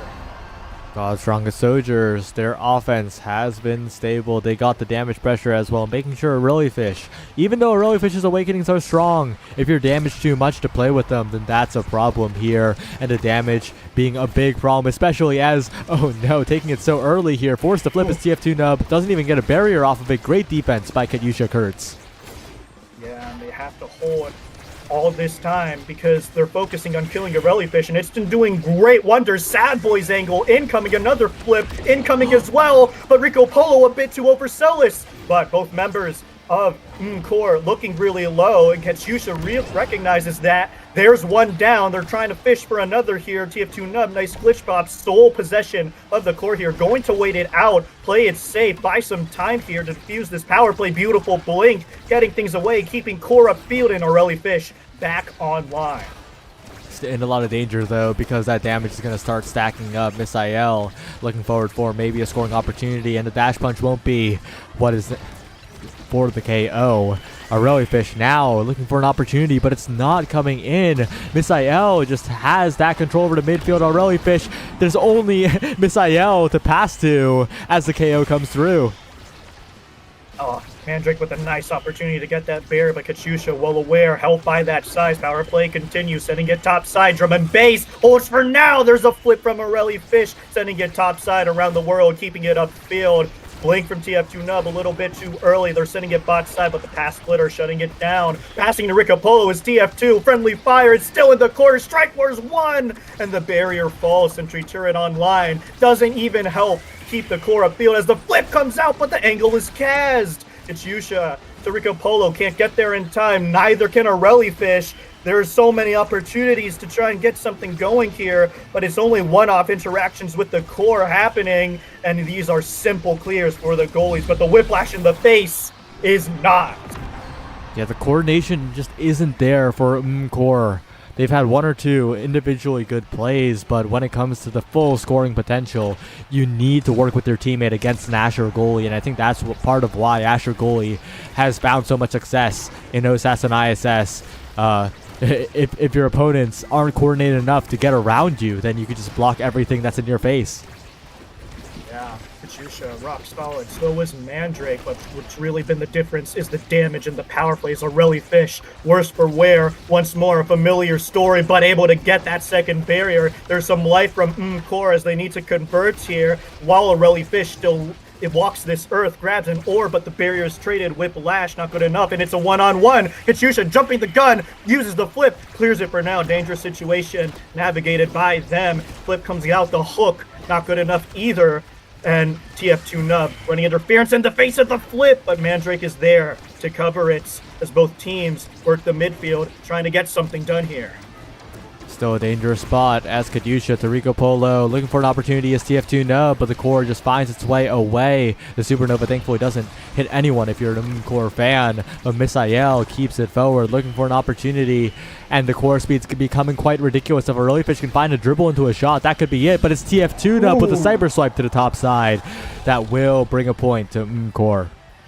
Beautiful play from TF2, getting both the core and the goalie, and that's a goal 99% of the time, and it's come at a great time for core as they look to try and get barriers here and take this set. Misael now, the one looking really low here. No damage to follow up though, going to get an ore, but the core is still being pushed top side. Path splitter goes away and they get one barrier. Rico Polo now low and flips are coming online. Whether they'll be used to hold the core or kill, time will tell. Rico Polo uses it to live and gets a kill with the Supernova. It's a power play now, but there's two flips to deal with. Make that one, TF2 jumping the trigger, and the second one is stuffed. Disaster for core, wasting their resources that they so desperately needed, but they eventually do get the core upfield, not for long, with the teleport and the pendulum swing to sink it in, and it is God's strongest soldiers looking stronger than ever.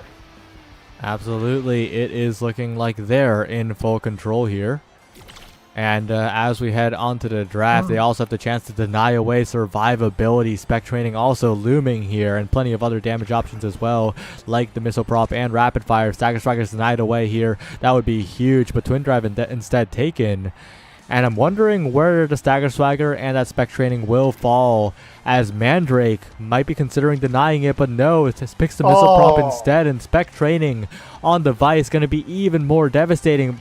But on the bright side, Stagger Swagger falls to exactly who needed it. I mean, that's a rough draft for core because you have Asher getting a primary awakening. You have someone forced to take spec training. It doesn't get taken away. And they got all-round good awakening, sure, but the other team got specialist awakenings, and it's showing already with TF2 Nub down for the count. The damage is really overwhelming here. Rico Polo just chipping and then getting the Supernova out. And these power plays are just never ending, constantly coming through. Katyusha having no trouble defending thanks to the strength of the barrier beam. And Mandrake, there's only so much you could do as the goalie here. Yeah, Mandrake trying his best, but on the wrong end of a power play too many times. It looks like it might be them next, Rico Polo, but there's a barrier gone down from God's strongest soldiers, and flips coming up soon. More damage being tacked on, core being saved. Nice flip from Katyusha gets Aureli's in turn breakthrough even better, but a wasted flip for compensation. Never mind. Turns it around with the Death's Touch, forcing the flip from Mandrake, but he gets the second barrier. Some hope, but the Ensnare Gems, they go awry, and the barriers are equalized for both sides. Now Misael's turn to shine. Rico Polo jumping in. Strike War wins in the midfield, but it's TF2 Nub making it difficult. Fish now with an opportunity, but it goes to Misael, but the shots aren't connecting. Casting it back and forth, but Misael, another chance, misses again. That's 3 in a row. Missed shots, 4th time is still not the charm. Just hits it into Mandrake's face, but it's fine. More chances are approaching as Rico Polo gets moved out of position by the Black Hole. And now maybe it's an opportunity for Core, but that shot doesn't connect either. Finally, Fish with the 1-2 punch will get the goal. 3 strikes and you're out for Misael, who was generously given a 4th opportunity. It was wise from Mandrake to hold on to the strike facing the pendulum swing. And TF2 Nub and Fish, they get a point they desperately need while holding on to a smidgen of an energy advantage. They equalize the barriers, trying to look for 2, force Katyushas early here, but Fish looking low again. Similar story, Mandrake flip traded for the other goalie. Rico Polo now low. They need a fish for that kill, but the dash punch doesn't connect. Core wasted, going away. There's the flip from Rico Polo, trying to expend everything, gets ore, but sets the barrier for it. Sentry turret is good, and it sets up Fish for the second point, and Core, they're still in it. Okay, maybe they can turn it around here if they can find one more point. They do have a flip available after all from TF2 Nub. We'll see if they can get these barriers down. Fish off to a good start, but it's going to be difficult to consistently get past Katyusha. The pressure still raging forward, but quickly solved. It's clear from Katyusha, and it sets up the kill for Rico Polo. Flip denied by the barrier beam, and it's all going wrong for Core. They can't get anything done, but at least they've kept the core upfield. TF2 Nub back online. He's been the glue keeping this team together, as great midfields are. But the flip is cast once more. That was a 3-goal gone, vanished out of thin air, and it is Core trying to pick up the pieces. Flip denied by Fish, reads the ankle and reads the strike war. Fish gets it all done by themselves out of nowhere, capitalizing on the weakness that God's strongest soldiers are showing. Now this draft's a little bit scary. Adrenaline Rush is what my eyes are on, but the extra special too might have to just be denied. It's a spec training Vice after all, but Explosive Entrance is still on the board. This Vice pretty much undeniable, as the Explosive Entrance will be picked up for that character. And it's tough. God's Strongest Soldiers have lost the set, of course, but their drafts have been pretty solid in terms of giving them so much power that I don't think they're really behind at all. Yeah, not behind in the slightest. Relatively balanced draft. Interesting pick from TF2 Nub. Hopefully the decrease in size doesn't come to bite them.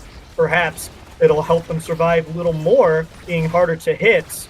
Core skirmishing in the midfield here. Nice glitch pop, keeping up field once more. Sentry turret now to activate this offense barrier beam. And Misael is somehow killed. I think Mandrake just showed him who's boss. It's a power play for Core here. Dash punch not connecting though. 3 seconds still. Misael's back online, and the barrier beam will buy enough time. Core going away, and the Thunderstruck is there to intercept the down clear. Death's Touch not enough though. And at the end of all of that, it is a 1-to-1 trade, but unfortunately the out clear is read by Core, and there's a flip to reactivate the offense. Not finding anything for it though, and God's Strongest Soldiers, they're on the worst end of a barrier advantage here.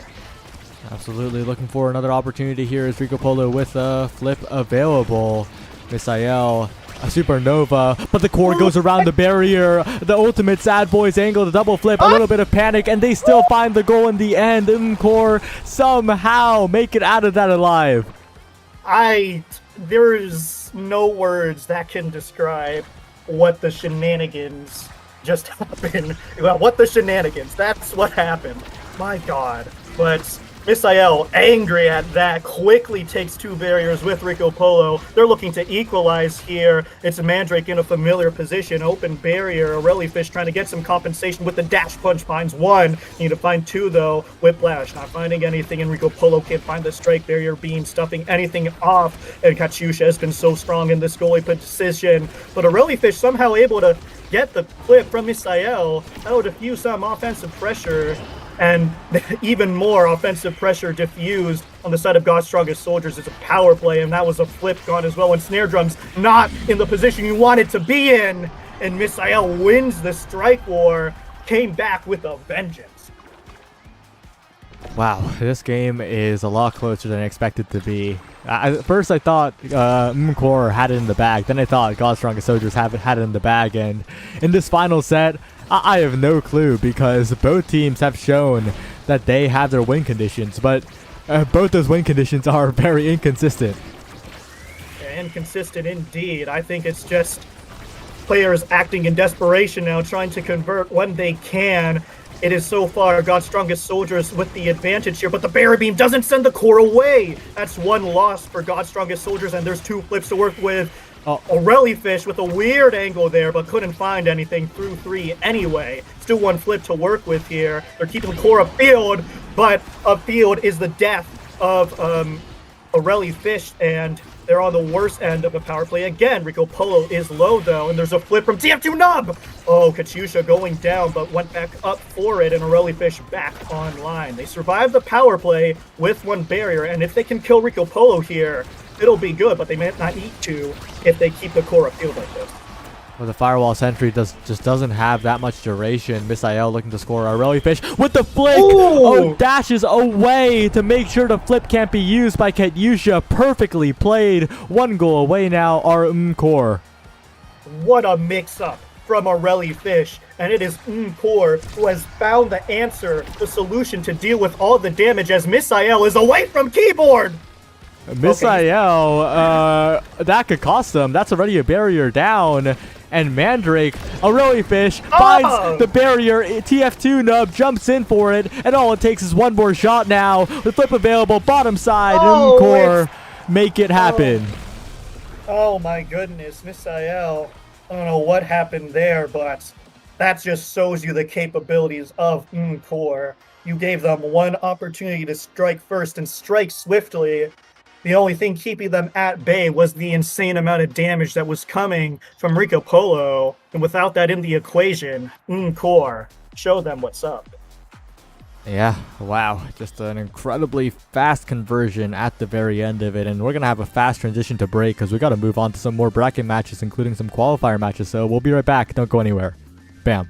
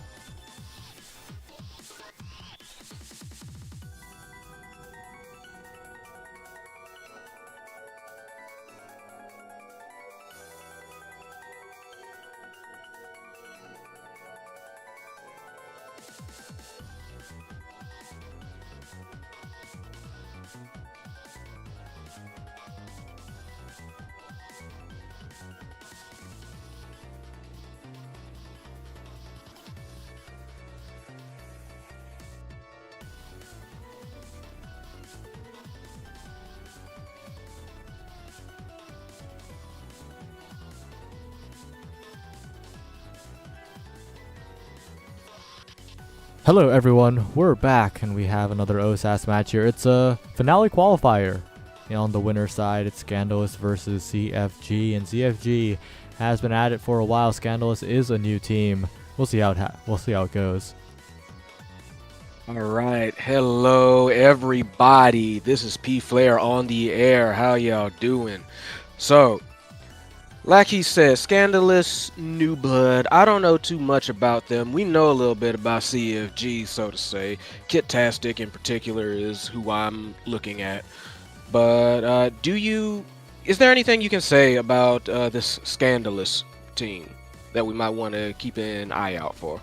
Not really. They're completely off the radar. We haven't seen them on stream at all, so there's really not much to say about this team. But what's to say about this game is that we're on Demon Deus. This is a bit of a wacky map, a different map than every other pretty much.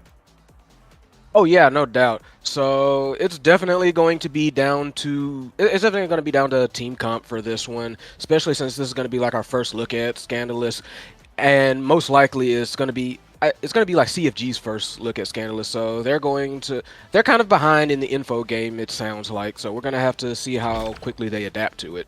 Quickly ban the era, and Finny gets no-no'd as well from Scandalous. So yeah, we'll see how it goes. Era ban is a little bit confusing on Demon, though. That pick is not good on Demon Deus in the slightest. Speaking of characters that are good on Demon Deus, X and Vice, we see them right there. The damage pressure is going to be huge. Yep, not much else to say about that. And the Kai, to round it out, Kai's just there. I don't think there is a situation where Kai isn't at least a solid pick. So that's perfectly fine for them. And I saw that Juno come out for CFG, so that's gonna be fun to see. Yeah, the Juno slightly less conventional on Demon, but definitely not a bad pick. Very unconventional with missile prop in the forward role, but not a bad pick at all, especially in the damage department. Can put it down and already finding a barrier take. Yeah, no, definitely from what I'm looking at here, yeah, that Juno is going to be trying to sling slimes very fast and very far. Like, that's a common game plan, but that's just what I'm seeing right here. And you can see, like, there's already causing, like, a lot of damage is CFG. They already got the goal open, and yeah, a lot of hurt being put down, and a lot of good play already coming out of them. Yeah, but CFG getting the power play first. Kitastic making sure that Scandalous is noticing that X. Really good save by Detective Prince. Flip available as well. So Scandalous do survive the power play. But CFG are continuing to pour on the damage, and Razuk's flip does secure the goal and the flip burned from Scandalous as well. CFG is looking good after that first goal.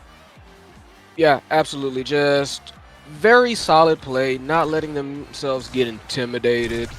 So we need to see if they can hold it up. CFG got, like, early shot, but that may not mean anything in the long run. We've seen some wild games today.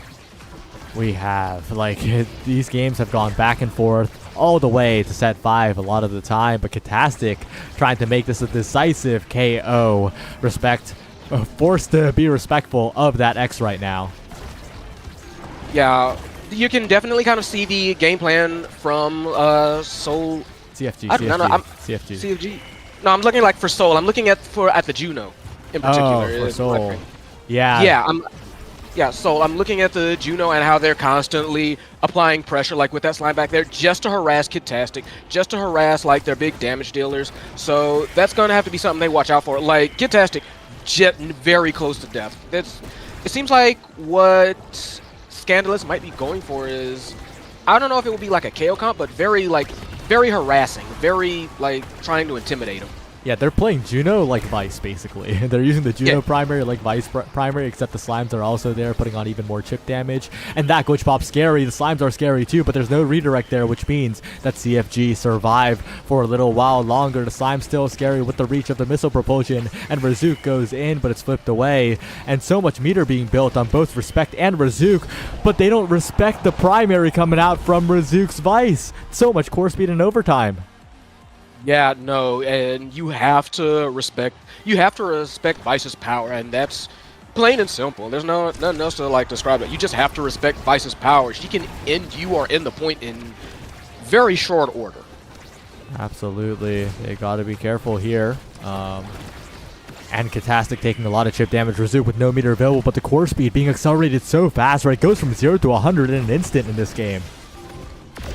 Yeah, it's just you've got so many characters that can just deal out a massive damage just like that. Just the KOs are just coming out left, right, and center. But right now it's Scandalous on the back foot on that. Had to deal with very dangerous 2-on-1 power play, but at the very least now it's evened up. Now that, and yeah, just very, very scary moment. A lot of power, a lot of hits being thrown around here very early. Yeah, the damage is just the first set, but the damage is this crazy. It's this focused, and Katastic focuses down the barrier.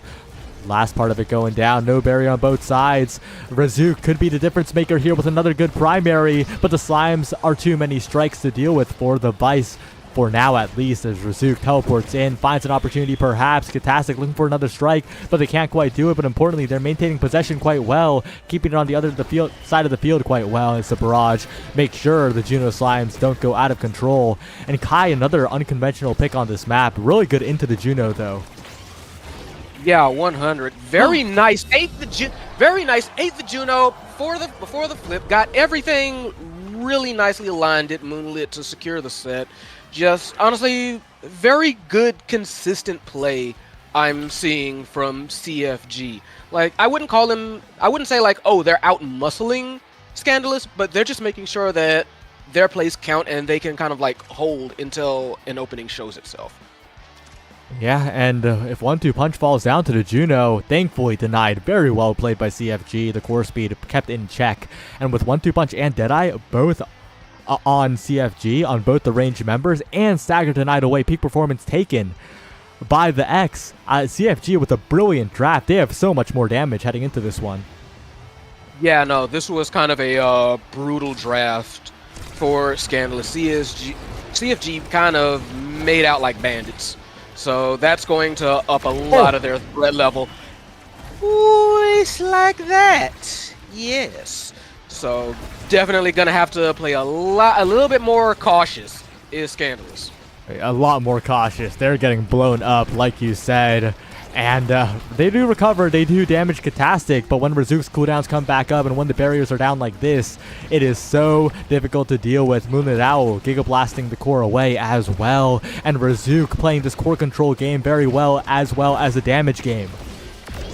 Yeah, but Katastic just absolutely bashed out Respect, so that's going to be a lovely power play. But very nice flip, gets the barrier, and now it's even in terms of, you know, like goal state, but now somebody's got to close out. And that Giga Blast might just help as it sends the core forward for Razook. Long range, the missile prop doing so much work for Moonlit Owl, setting up Katastic perfectly. It's a missile prop start, and that's really showing in this game. Yeah, 100%. Just allowing those who took it to be able to put forward their aggression just a lot more. Can't think of the exact word, but yeah, they're keeping their offense forward, and Kidtastic just kind of like slaughtering. And it's really just CFG's playing very, very coherently, very cohesively. Like, they know what they're doing. This ain't their first time around the block, and it's showing very nicely. Yeah, they're very comfortable on Demon too, which is, not all teams are comfortable on Demon, right? This is a very different map, very annoying to play for a lot of players, but they're really playing the damage. They're also playing the core control aspect. Look at that scoring attempt off the corner. Respect wasn't ready to defend that. Yeah, no, and right on the other side, like Razook, Kidtastic moved into position like 3 seconds before the pass came. They knew exactly what they were about to try, and it just worked to perfection. And it is just a bit of a one-sided game right now. It is just familiarity versus unfamiliarity at the moment. They're going to have to blow up Catastic if they're going to find a way back into the game. Yeah, no, I agree with that. Catastic's been making too many plays and been causing way too much trouble. Like, I've said it a lot in these games. Like, there's always at least one member on any given team who is the problem. Capital T, capital P. And right now, the problem is Catastic. You got to get rid of the dude. Oh, and that knockback sets up the KO perfectly. I think Catastic was aiming for respect, but the Juno was hand-delivered there. The path split are going to be a problem, but there's no one there to follow up. And despite it being a barrier advantage, the striker advantages are making it so difficult. Yeah, it's just incredible coherency, just incredible sync from CFG on pretty much every situation. And I'm trying to think of what Scandalous can do to kind of like come back from this that isn't just kill Catastic, you know? That isn't just, you know, run two-mans against this dude. And I'm coming up with very little. Do you have any idea? Well, that was almost it, forcing out a flip from Moonlit Owl, but Moonlit Owl is getting so much time to play, right? That guy could just stand there and build up a core flip, not have to worry about too much at all, and now the core is going flying, and these slimes might be a problem, but if Catastic gets one good scoring chance, if Razuk gets an opportunity, that could be everything. But wait a second, they don't respect the Fireball Sentry, and wow, what a setup. Yeah, that was just very good setup. Respect moved into position, just shoved all three of them, Catastic, Mule, and the core, just complete shutdown of that attempted clear. And they need to kind of be able to keep that up if they want to come back in this game. Yeah, but it looks like Catastic's rolling on into position. X-Maximusing all over them right now, and the barriers are soon to follow, but good defense by Detective Prince. They stay alive for a bit. Yeah, Prince has been doing their absolute dangest to pull that off. Very nice flip, very good transition into offense for both barriers, and now is their opportunity. They have to make this happen very soon. Not let things like that happen, though. The Kai Barrage, long range, bit of a full auto weapon right now as Detective Prince desperately gets it out of the corner. Moonlit Owl has just lagged out. Moonlit Owl has disconnected. Just about the worst possible time for that to happen, but happen it did. So I believe we hold on for a little bit until see if they can reconnect. Yep. And hopefully they do. Yeah, but speaking of practical situations coming out from that disconnect, the Juno is going to be a lot scarier, right? Overtime's going to arrive a bit sooner. There's been like 20 seconds shaved off the round, so that's going to be a big threat. Yep, and here we go. Moonlit just a no shot. They were Everybody just AFK. good? Yeah, they were just AFK. Okay. Everybody thought it was okay, I was getting worried for a second. But no, okay, everybody's back. We are back in it. And we've got slimes already. It's kind of like you said, they want to take advantage of Soul's, basically all the slimes that they can output and all the extra mini-mans that they can get to kind of push this offense. And even though the overtime would help, I would say it would be better for them to try and like end like rounds like fast, just to not let like Catastic or any of the others kind of like build up positioning. Yeah, it's so hard to end rounds fast though when Razuk and Moonlit Owl are so solid on the defense though, and that is another set win for CFG here, heading to the draft Catastic first pick. And yeah. I'm gonna be honest, this feels like this might be wraps. Just looking at the positioning, looking at what's on deck. Looking at Adrenaline Rush. Yep, I'm looking at extra special. Hot shot, there is no shot that hot shot is getting out to Juno, no pun intended. Yeah, the Vice is going to have to deny that one, but it's a very easy deny, and you're happy with that too as Vice. Your primary is going to be so nice to use, and there's not much upside here for Scandalous. Yeah, nah, just that's 2 drafts solidly in the direction of CFG, and at this point it's just very much their game to lose. They would have to have the mother of all misplays in order to not be able to take this one, in my opinion. And I don't think that's happening. They're too solid. They've been just very, very solid.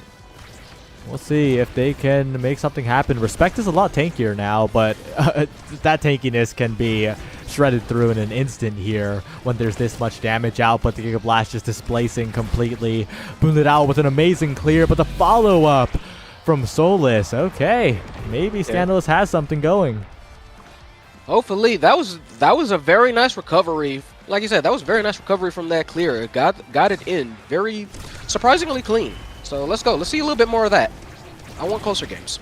Oh, but the early offense is once again in the favor of CFG. They're pushing forward really confidently, and Solus has taken so much damage, but the Juno does have that mobility after all, and although Solus is not long for this world, those slimes are continuing to put down the pressure. Yeah, very nice stall and allowed him to get that second barrier, but Scandalous did shake that back and get their own barrier. Pay for it with their lives, though. They said none of that. Fantastic dashed right through. Respect KO'd the goalie behind him. That was really funny because the Asher barely budged. Yeah, that was kind of a brutal ending to that point. But we moving on. So we need to see if they can just keep that mental up and see if they can recover. And Respect's recovering quite well here, pushing forward. And you talk about the early pressure, right? The early pressure we're seeing right here is huge, but the flip is even better. Razuk, though, overextending, getting KO'd, and it's all Scandalous in this point. Yeah, very nice. 1-2, Respect to Soul.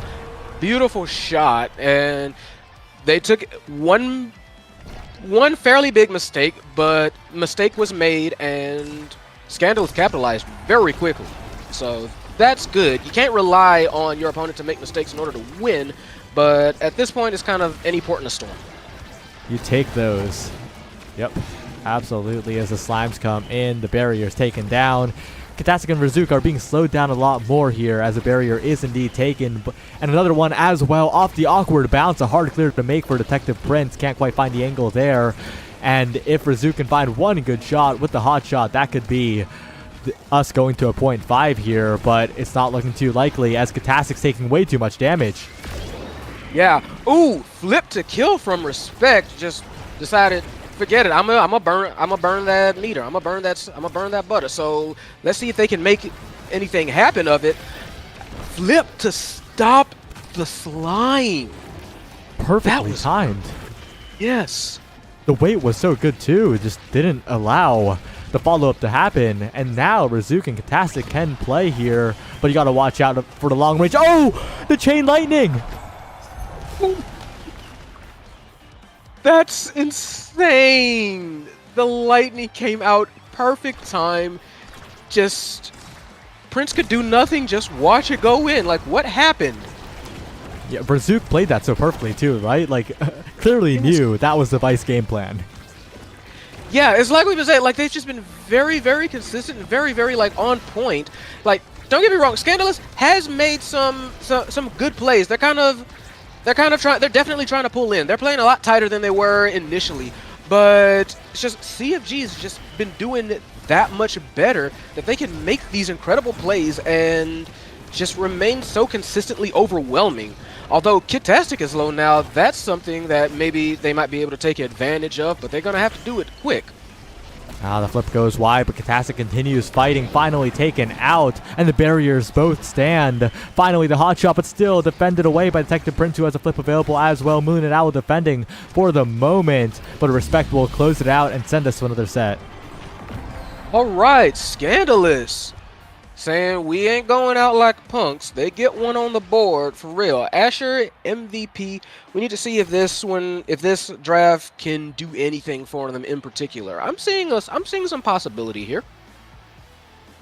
Yeah, Might of the Colossus being picked up here will give a lot more presence to the Asher, but that heavy impact is given over for free. That heavy impact should have been denied. Razuk is such a monster now. Yeah, no, Vice is just going to be shredding through those stagger bars. I mean, you get specialized training for the IME, which is fine. You got Super Surge on Juno, which I know is a solid pick, but then you got Kai with the perfect form.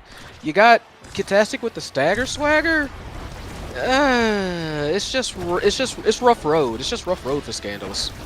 Yeah, but they're playing a lot better here, I think, but Again, the core speed, the heavy impact, the additional cooldowns from Razuk, the additional damage coming out of absolutely everybody. And Kastastic getting Stagger Swagger might have been the pick of the draft because that guy's so fast and so survivable.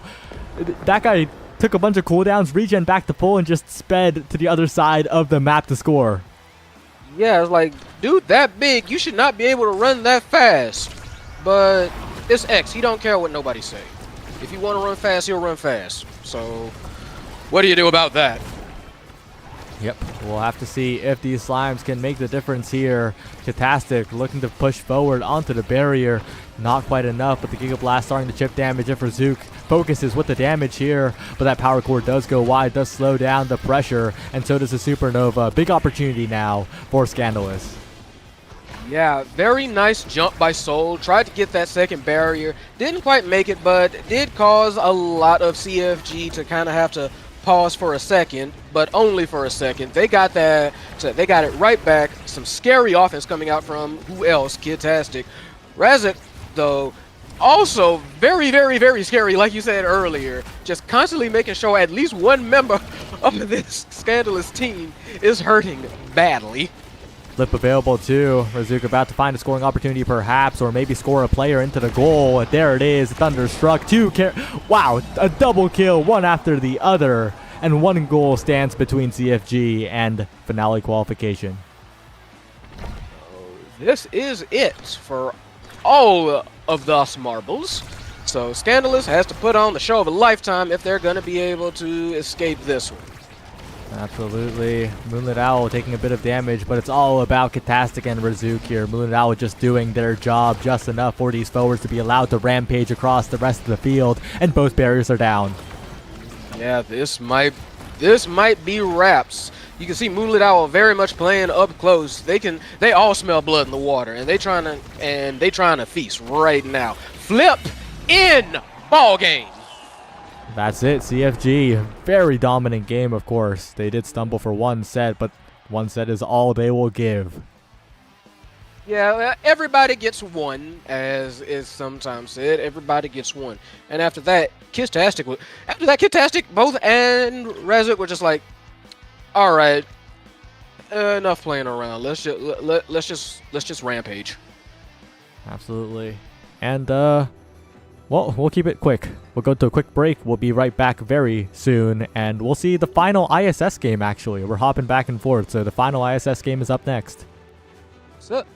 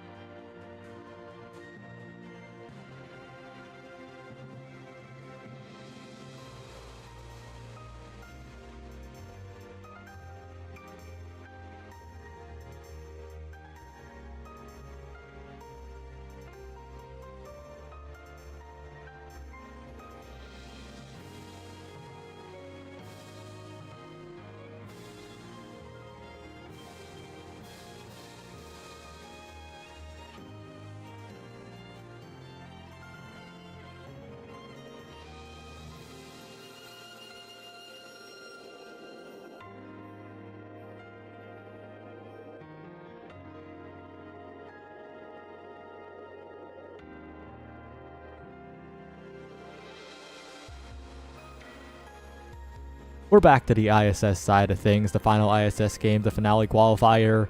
Moon Warlords versus Momono Enjoyers. We saw Momono Enjoyers on stream, and Moon Warlords will have players that you're pretty familiar with. The audience will have seen these players before. So, we'll see how it goes. Yeah, I'm looking forward to this one. My personal money... okay, I have a difference between who I like and who I expect to win. Put it like that way. I expect Momono Enjoyers to win. I mean, Ooh. Got Curie in there. I'm a little bit biased for a player.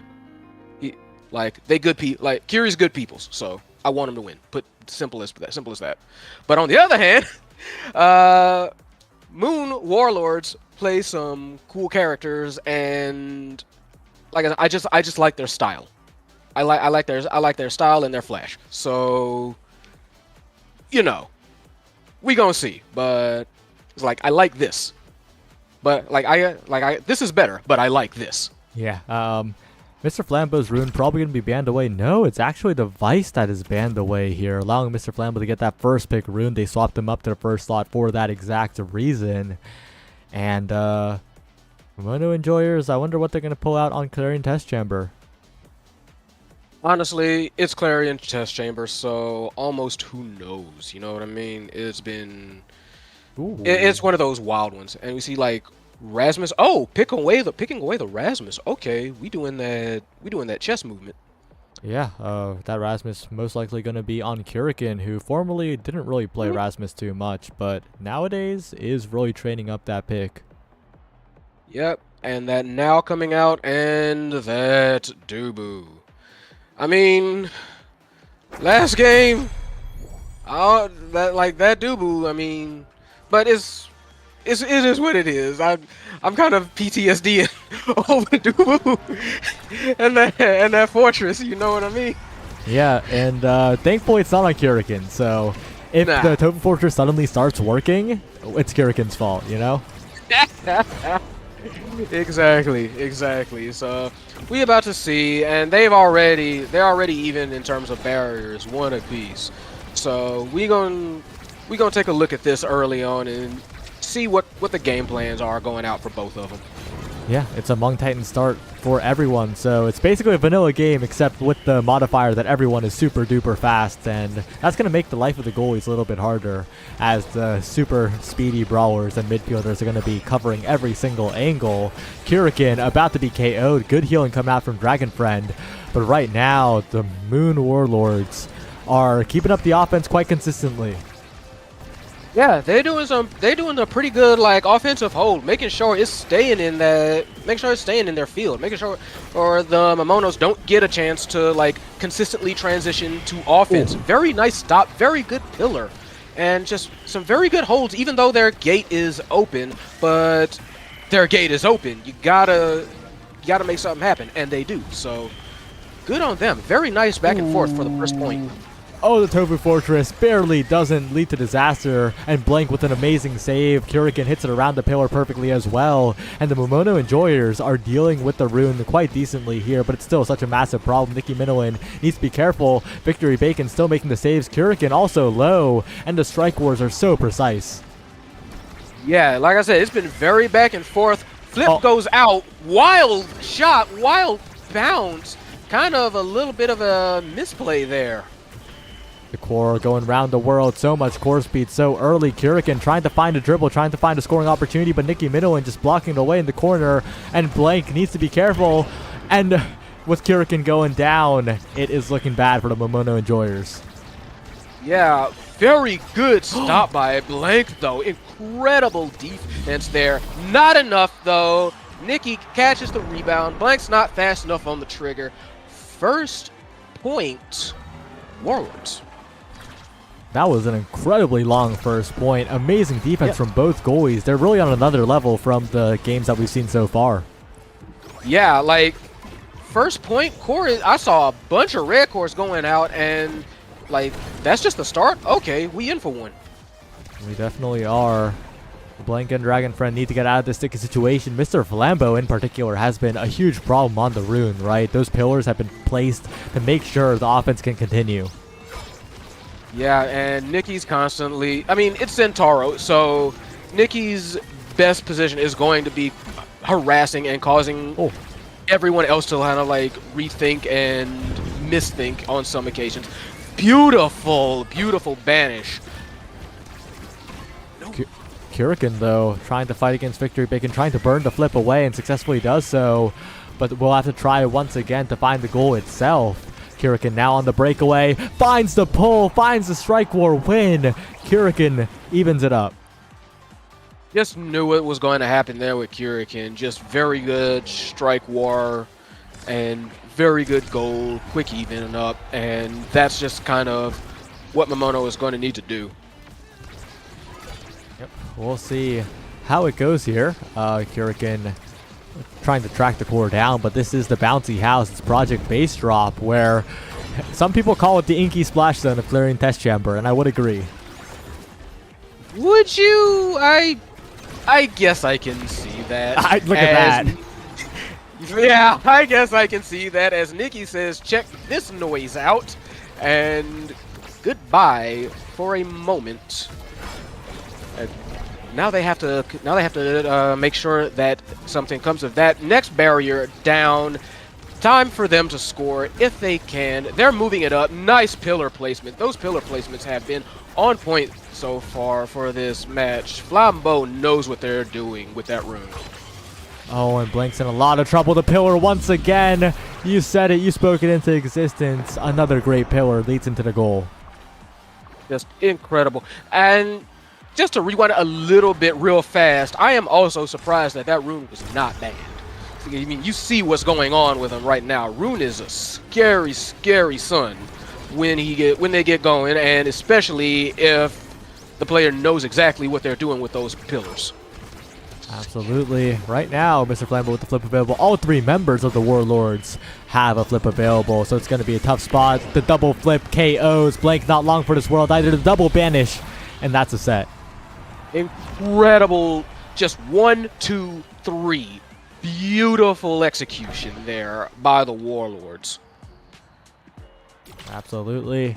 And looking at this draft, they get rewarded with the fighter flight. So much more mobility available for Nikki here, who's already all over the map, right? It feels like the Centauro has reach everywhere. Yeah, you've got that. You've got Siege Machine for the Dubu. Fair enough. You kind of need to take that away. You don't want the rune to get any of these like creation awakenings. So yeah, this is about what I expected in terms of drafting. Rune gets stuck with Deadeye. Now it gets Glass Cannon, which it's not going to stay up too much. There's a lot of hits happening in this game, especially from the Centauro. Yeah, so bit of a rough draft there for Momono, but overall, I wouldn't count anybody out just yet for this one though. Absolutely. Kurikan trying to get it done on the other side of the core. No barriers taken though. Victory Bacon with this really clean clears. And now in the corner, it's a dangerous spot. Kurikan desperately helping Dragon Friend on the defense. And they will manage to convert onto barrier on the other end. Blank has been holding as well, but needs to hold against the speedier Nikki Minowan, who is just flying around the map. I have a very hard time keeping up with Nikki, just too fast. But they, like you said, they are holding very well is Momono and Joyers. Having to take more than a couple of risks to do it, but they are making it. I do not know how Kira is still alive. Well, not anymore. I jinxed it. I am very sorry to any of their fans. You apologize, and they really would like an apology here because this power play is devastating. They can't get it out of the corner here. Mr. Flambeau's making it difficult, but there, Kurikan on the breakaway, but the Whiplash expires right at the wrong time, and now a flip in the open net. Blank defends it. A perfect strike at the end as well, but the double banish making it difficult, and a KO found Kurikan desperate. And a flip from Blank out as Kurikan may be able to find something here, but it's so difficult to get past Victory Bacon, the last line of defense. Yeah, Victory Bacon holding it down very nice. Oh, bad log! We ain't hungry. We don't need no hot dog right now. We need you on the core. And Blank just doesn't quite, like, bit of a misjudgment and just lets that one go through. Well, It's been good gameplay so far, but just not good enough, right? Just barely not good enough from the Momono Enjoyers. It is overwhelming offense from the Moon Warlords, and they're continuing to press forward, continuing to really nullify Kurikan's presence here by just keeping the core away. Yeah, it's that not only are they keeping the core away from, say, like Kurikan and Dragon Friend, what I'm noticing a lot of is Nikki is definitely assisting in that, because they're constantly going after both of them and making them having to kind of like ease up, and that allows for these easy transitions to scoring like you just saw right there. Absolutely. And now 1 point away from another set win are the Moon Warlords. Mr. Flambeau continuing to lock down all of the lanes with the pillars. Dragonfriend trying to do the same with the Now Primary, but the Now Primary only has one hit on it, and Blake's down a lot of trouble. The Tofu Fortress hasn't been too kind this game either. No, hasn't been completely horrible, but it just hasn't been in their favor. And with Nikki and Flambeau just providing an incredible offensive front with those pillars and that sword play, it's just been a very rough night for Momono Enjoyers. They're trying desperately to make it even better for them, but it's so difficult. Finally, the hook from Kurikan sends it around. One barrier taken. Victory Bacon making the save, though, and the pillars are there to back it up as well. So difficult to even get close to a goal for the Momono Enjoyers when the Moon Warlords are playing this well. Yeah, again, like I've just been noticing, Flambeau, beautiful banish. Nothing, almost, that was checkmate, I think. That was nothing they could do. They were just locked out. Easy shot. Nikki first pick yet again here. And heavy impact, perfect form, both available for the Zentaro. Perfect form will be the pick. It is just overwhelming. The draft advantage is too much. Yeah, like that was, those pick your poison scenarios where it's like you've got two near best in slots. It feels so good, but at the same time it's like, but I gotta leave one of them. Yeah, but thankfully enough, they might not even have to feel that, because this just might be the end of the game. They might just be able to close it out. No FOMO. This is just nasty. So it's gonna be Momono Enjoyers have to kind of like play lights out for this. But somebody already died. Kurikan already died. Dragon Friend not looking too good either. Beautiful 1-2 by Flambeau gets the second barrier, and it's already like it's already open. Well, we'll see what happens here. Dickie Minowan continuing to make the pressure really scary, and Victory Bacon wisely not overextending for the top barrier, knows it's gone, knows that it's good to use resources on the remaining one, and another KO found. Dragon Friend following Nikki with the bounce. It is just a masterclass from the Moon Warlords.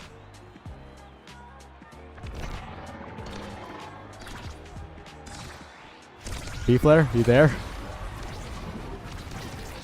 Oh no, they got P-Flare. The game was so clean that they scored P-Flare into the net as well, as Victory Bacon and Nikki. Flips available, so much to work with here. The resources bottomless at the moment, it seems. Kurikan desperately, one barrier, no, just getting the KO instead. And now Dragon Friend, the one pushing forward, but all alone. The bandage comes in, the pillar, the damage pressure still onto Dragon Friend, and the KO found on the Now as well. Nikki and Flambeau took damage, and the flip is defended, but Blank next on the chopping block. Flambeau desperately with the pillar, not even going for damage. It's just the goal being found almost. One shot's all it takes with a good pillar, with a good ensnare drum to block away any sort of opportunity, and we're back. I'm back. Can you hear me? Hi, back. Good? Yeah, you're back. Fantastic. Just in time for another goal. That it has just been, they're about to go 3 and out. Yeah, it as good as Momono Enjoyers has been, it just seems like Moon Warlords are on another level. Yeah, this was not the match that I was expecting. I'm gonna be real with you, but it has been a wonder to watch nonetheless. But that might help a little bit. 1 KO, can we get another? Can we get a barrier? We gonna need something out of this one. They're going to have to find something, and they need to find something quick here. 2 barriers down. Wait a second. Signs of life from Kurikan and Dragon Friend on the offense. But watch out. Flambeau's coming in. The Tofu Fortress, though, sends it away. And, wow, Tofu Fortress did something. For once. And Kurikan, ooh, that flipped a little bit too early. Bacon got him to flinch. And they take full advantage of that offense. I think that was a flip trying to kill Dragon Friend. No sale on that, but Dragon Friend's still very, very low. Oh, they do get the score, though. Dragon Friend fighting in the face of adversity. Managing to get one, but it's a long road ahead of them. It's a mountain to climb. And the Moon Enjoyers, they're already on the moon. They don't care about mountains. Their elevation's multiple times that. Yeah, so we got to see if they can, like, pull that. If they can pull it out, then all the more power to them, but... yeah, long path ahead of them. 1 barrier down. It's 1 step at a time. Can you get another one? Oh, and Dragon Friend almost KO'd. So low. Kurikan becoming massive. Maybe going to be the difference maker here, but trying to get past victory. Bacon succeeds. Kurikan brute forcing the barrier down, but it's still a power play. Yeah, I don't know if that sacrifice was worth it, but it seems like it might be. Dragon Friend right back. Very nice flip trying to get it past. No dice, and now it's all on Momono. It's all on Momono Enjoyers. They've got to make a miracle happen here. But with Kurikan so low and Kurikan being generally there forward, that's a tall order. And Nikki has the flip. 1 barrier down already. Kurikan in position, but the pillar making it difficult to dribble. And Mr. Flambeau going to set up another one. No, it goes to Kurikan, but the shot isn't quite to the bottom corner, and Kurikan is not long for this world. Oni's Blade going to take the brawler out of here. And Nikki looking for the final goal of the game. There it is.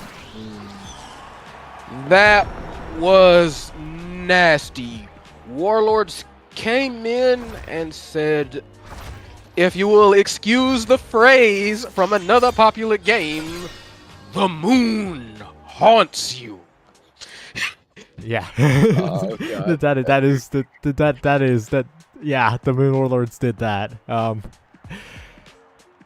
Momono Enjoyers. They made it all the way here, but it just wasn't quite enough at the end of the day. Yeah, not a whole lot else to say about that. Just, you said earlier, like a masterclass in offense and just finishing their plate when they saw it was time. All right, but we're going to head on back over to Osas because ISS is done. We'll be right back. Don't go anywhere. Whee.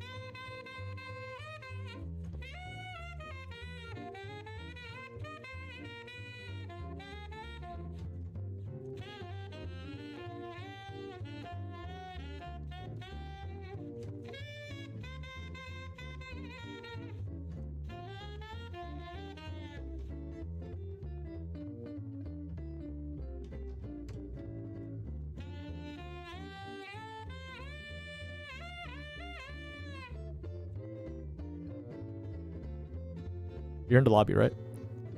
Yeah. Oh, okay, good. Well, really quick, we're getting right back into it. Wow, that break went by in a flash, and we're here with MCore versus I'll Do It Myself. I'll Do It Myself featuring Strages, the star of the show from yesterday from the CCL broadcast. like this guy is completely new to the game and outshined Dropletto. And you know Dropletto. Really? Yep. Okay, one to watch then. Yeah, definitely one to watch. This team is one to watch. I'll do it myself. Currently 4-1. Looking to make it through from winners into the Osas finale. But we'll have to see if they can close it out. That's a Rune goalie, by the way. Straight just doesn't play Rune. Seen a Rune goalie here and there before, so doesn't surprise me too much, but it is pretty rare. So I am curious to see how they perform with it. Yep. We will see how it goes. Wait, no! What? Straight just does play Rune. Wait a second. I got mixed up. I got totally bamboozled. Okay, but wait. Does Straight just play Rune? We'll have to see. You know, like, there's picking Rune and then there's playing Rune. Yeah, we gonna find out. And meanwhile, like, as this starts, this one is probably not gonna see it quite as many KOs as the last game, especially considering most of them took Spark of Resilience. Absolutely. We'll have to see if the core control department is going to be what determines this one. Also, 8th has played a lot of midfield in the past, played a little bit of goalie, but pretty new to the brawler position and making it all the way here in the first time they're really playing it in competition. That's pretty big. Yeah, that just speaks to their adaptability and their just general skill at playing the game. You know what I mean? It's not like one specific skill set. It's just like that says to me that they have just very good fundamentals. Yeah, and when 8th was playing midfield, the main complaint was that they would often miss strikes, partially due to lag spikes, packet loss. And as brawler, that doesn't matter as much, especially when you're playing Asher, right? You just pressure scoring combo. Yeah, exactly. So very interesting to see, very nice to see though. Beautiful flip, just shot on goal. So we're going to see what's the offensive plan. That's kind of what I'm curious about, at least in regards to I'll do it myself. Oh, but Mandrake, a perfect flip, waits out the barrage and catches Karasu a little bit overextended. Yikes. But sometimes those happen, but they never feel good. But at the same time, they're also very obvious when they do happen. So it's like, why not take advantage? You got to flip. The goalie's way out. The goalie's way out beyond the box. Just shoot it in and count on their reflexes to not be able to hold that. Oh, TF2 Nub getting it done with the Firewall Sentry. And 8th taking a bit of damage here. Not going to be a KO, but a Really Fish following up with the X Maximus on the barrier takes. And Mkor definitely has the easier comp to pilot. Oh yeah, 100%. It's just that. Wow, that hurt. Superman without a dash awakening, getting in there with the flip, and 8th making the save for now, but this power play is so difficult. They do survive, but the flip not finding purchase, and Mandrake has been defending so well on this barrier. Yeah, Mandrake moving very nicely, and Aurelie Fish just very threatening as well. I would say that about like a lot of different characters. They can kind of just sit in the back there and do things by their sheer presence, and X is very much like one of those when piloted competently. A dangerous situation for both Strages and Aurelie Fish in the bottom corner here. Oh no, an own goal from Strages. Bit unfortunate there as Mkor goes up 2-0. Yeah, bad bounce. Aurelie Fish took advantage, and yeah, that was basically an own goal. So can't let that happen. Ideally, more than once. So they're gonna keep that in mind. Two barriers already down though, and the offense of Mkor has been so solid so far. Really making it so that Karasu has a hard time defending the barriers, and of course the Kai is going to naturally have a harder time defending the barrier compared to the Mako. Mandrake playing the defense very well. Yeah, 100%. Karasu's doing a whole lot of running, and while, yeah, Kai can run, even as a goalie, you don't really want to be running all over creation, because that means that your opponents are getting it means that your opponents are getting that core around. You know what I mean? So it's just a lot more dangerous for you. Sounds obvious. but it's one of those things that can kind of catch players by surprise, really. All right, Eighth looking for a scoring attempt. This pillar is really good from Strages, and a triple banish unfortunately catches the core, doesn't quite score by itself. As Eighth may be looking for a KO here. TF up getting it out of there, and the core speed accelerated. Mandrake barely missing, and I'll do it myself are scaling. Yeah, this is what they want. This is what they need. So they're gonna want to keep this momentum up, and ideally kind of steamroll. If they can, of course, they'll try to do so. Karasu with the flip available, playing aggressively, needs to be careful. The pass splitter not quite trapping the core though, and Mandrake keeps the barrier alive. It's gonna be it's gonna be a real rough, like, back and forth. I think overall, just a lot of damage being thrown out. I've noticed, and just honestly, a lot of both. A lot of damage, a lot of core control, a lot of scrambling for the core that usually results in some dangerous situations like what you just saw there.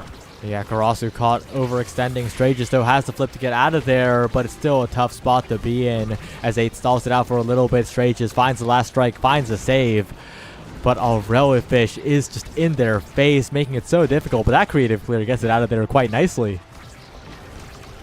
Yeah, like Fish was sort of menacing Madame Celeste for a bit there, and just causing, like, have to think twice, have to move forward. But to be fair, that is also kind of where Asher wants to be. Asher wants to kind of like bully the other players, the other characters. So you're gonna have to definitely watch how you position yourself related to her. Yeah, Fish was low, but they can't quite get the KO. Strages, on the other hand, is being sniped out by Mandrake, and TF2 Nub stops the pillar from forming. I'll do it myself. They just don't have a very strong offensive push going. No, so they're going to have to find some way to tighten that up, which is a little bit wild that they don't have, like, an able offensive push, because they have, in my opinion, like Rune and Asher, two characters who should be very good at that. Yeah, I think 8 isn't committing hard enough on the offense here. It's giving Mandrake a little too much space. I could see that, yeah.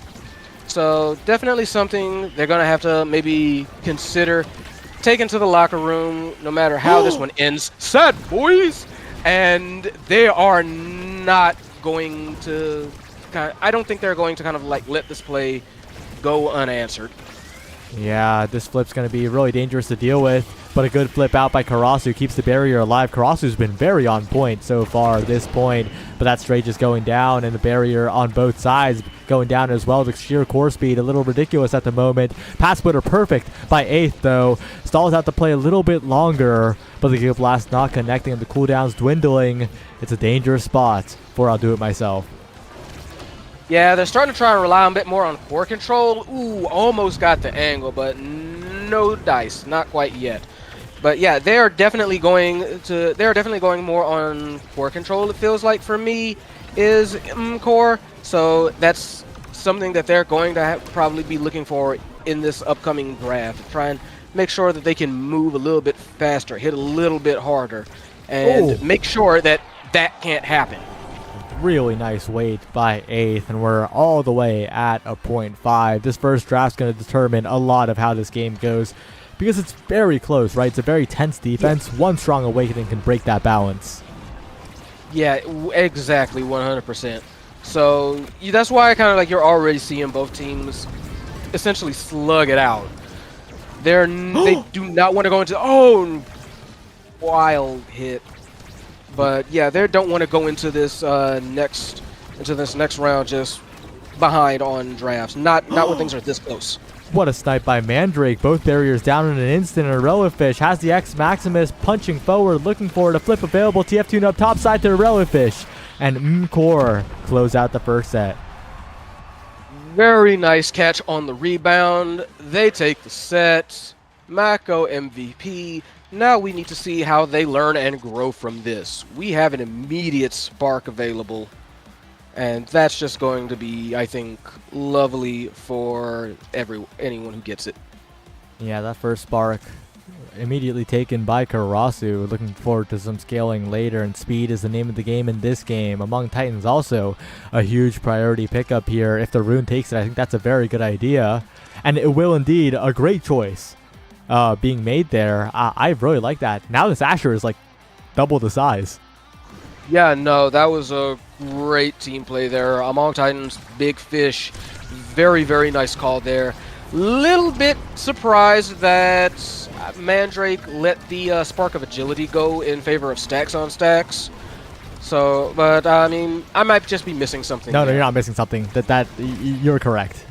P-Flare, you've been turning into a bit of a draft analyst now, and your analysis is absolutely on point. Okay, I thought so. I was like, I don't know about that one. But hopefully they can still work it out, especially with X on Catalyst. That's gonna be a mean one. So, hey, it's not all doom and gloom. Yeah, but if 8th can commit forward a little more, that would really turn this game around, because this Asher's like double the size of the Maku, right? Has the capabilities to really take it over, but is just brawling with a really fish in the midfield. Yeah, no, Ath is like gargantuan, but bigger they are, harder they fall. Ath goes down. Power play for Core, and they do make something of it. Barrier down. Ooh, nice pillar to get it out of there. Banish goes out straight. There's already fish trying to make something happen with that after that wild banish, but no dice. Oh, the core speed a little bit vicious right now. It's so fast that Straightjes is having a hard time keeping up with it. 8th trying to find the rebound. X Maximus Aurelifish on the other end will close it out quite simply. Aurelifish basically just walked up and punched the lights out. Like there was nothing to be done for it. He just watched him show up. Yeah, that does tend to happen if you let an X walk up at you. And that's what 8th needs to start doing. It's to stop respecting Mandrake so much. Just walk up. Yeah, I actually have to agree with that. Like, look at that size. What they gonna do to you? Well, we'll see if that change is made here. They're really trying to get it to 8th, but it's difficult. Really good interruptions by TF2 Nub, and that pillar unfortunately backfiring, reminiscent of the Tofu Fortress a little bit. And Straightjes, no! It lingers too close to the wall. Yeah, got popped, I believe. That was TF2 Noob handling that piece of business. Rasu in a lot of danger. Both barriers taken and a Relifish. That's another great glitch pop from TF2 Nub. 2-0. Core looking like they're on the road to qualification. Yeah, Core looking delicious right now. Very tasty glitch pops by TF2 Noob. Aurelifish looking like they the bigger monster when Ath is like twice their size, you know what I mean? Not the size of the dog in the fight, size of the fight in the dog, apparently. Absolutely. 8th trying to find a way to catch the core, but it's so difficult. A faster flip by Mandrake means that the core is out of there as well. Finally a Strike War win, but there's another player there to help defend, and I'll do it myself. Just can't do it themselves. No, it's kind of like this. I feel like I'll do it myself is better than this on paper, but something's been breaking down for them. I feel like it's been I think you are very much on the right of it. There's been a bit of an offensive breakdown for I'll do it myself that's allowing Core to just take advantage, use their core control, and use the intimidation that they do have in Aurelifish to make these plays happen. Good defense, though. They get it out of there, and Mandrake goes for the strike shot, not the strike. It's been a while since I've seen a strike shot miss like that, but it happens like once a tournament. All good. Is what it is. Brush that off and keep flowing. So, I said brush it off and keep flowing, not miss a point-blank glitch pop. Yeah, they're really not brushing that one off. A barrier already down, and double banish comes out. Straightjes and 8th trying to push forward. Karasu running all over the place, and 2 barriers down. 8th has stopped respecting them, and success is happening. Yeah, right there, in their grill. One Straightjes to Celeste, and just punched it in. Tie game very quickly. I will say, though, it is pretty apparent that Straightjes is not as familiar with the rune character, right? Not as comfortable as they would be on like something like the Octavia or the Aimi, which is the pick we saw them succeed the most on. Okay, that makes a lot of sense then, because we have seen a good few pillars out of them, but yeah, I can understand they seem to be playing like a little bit shy. There's been a good couple of banishes too, though. I will say that. So yeah, they might be a little bit unfamiliar, but I wouldn't say they're like a complete stranger. Absolutely. You know? Yeah, the banishes in particular, you're so totally right, have been the greatest part of the Strage's rune. And if we see a good banish coming up, that could be what gives them a set win here. The passing plays coming through, and it feels like I'll do it myself have really scaled, right? That they're just getting better and better every point. Yeah, it's just a matter of if they can scale like fast enough to outdo, you know, core. Ooh. Really good banish timing, though, to halt the offense completely. Eighth with a bit of a wasted flip, but, you know, they got it out of there, and maybe that's what matters in the end. A really push for the flip, though, is such a big threat here. And Eighth gets the barrier with the straight shot. No way, a flip from Karasu, and the sets are evened up. Yo, very nice. Like I said, like, very nice flip. Just everybody was in a scrum there for a minute, and Core just got through. So they get rewarded by a couple of good things. You got Fight or Flight here. You got Hot Shot here. Happy Star. A lot of good stuff here. Fight or Flight's going to make Strages so fast. The Among Titan speed and the Fight or Flight speed going to be crazy. But the lack of Hot Shot's going to mean that the core speed is less of a win condition. That's a little unfortunate, but, you know, it happens. And this X, picking up the heavy impact, going to do a bit more damage. I would have liked to see the spec training, honestly, on the X, though. I'm gonna get a little bit of a controversial pick. I kind of feel like I wanted to see Aureli pick Super Surge because of that dash punch. Oh, that is true, yeah. So they could set up from the corner onto the barrier and find a lot of scoring presence that way. Mandrake, though, what a good save in the corner. Mandrake's ice cold right now. Yeah, Mandrake like trying to play lights out. They ain't trying to go out like too easy. They're like, okay, no, yep, just shutting that down. Gets a barrier from it too. Did Karasu just save that goal there with the Giga Blast that hit the back of the goal and hit the corp? I don't even know, but I think Karasu saves the goal for Core, and if they can't find the goal here, that's going to be a bit tragic. Eighth looking massive, though, walking up the field, but can't find a clean dribble, and oh no, great Giga Blast from Karasu to save the day. Yeah, fantastic Giga Blast. Fantastic barrage right back at it. Core is still threatening, however, but much less of a nasty situation than it was before. And now, as moving up, Strage's back. Strage's trying to back him. Tried to bully it. Too far up, Karasu. That hot shot really got value for TF2 Nub, making sure that Karasu's overextension could be punished there. And that's a lot of energy still up on both teams. Yeah, TF2 Noob about to get theirs. Mandrake halfway there. You got the whole of, well, almost, at that point, it was the whole of I'll do it myself with a flip, but they've burnt them. Not to much avail. Yeah, both barriers going down in the same attempt here as Eighth not quite getting the clean dribble for the scoring setup. Strages, flip available, needs to find something here. The pillar is great, but the barrier's not taken. Just a bit of a too rough situation it is. I feel like that. Here's the thing. I feel like Ath has been trying to tighten up their game a little bit, trying to play more aggressively, like you mentioned, trying to not respect him as much. But I feel like Strages has also been trying to shift their game to use more pillars, and that's not quite working out as well either.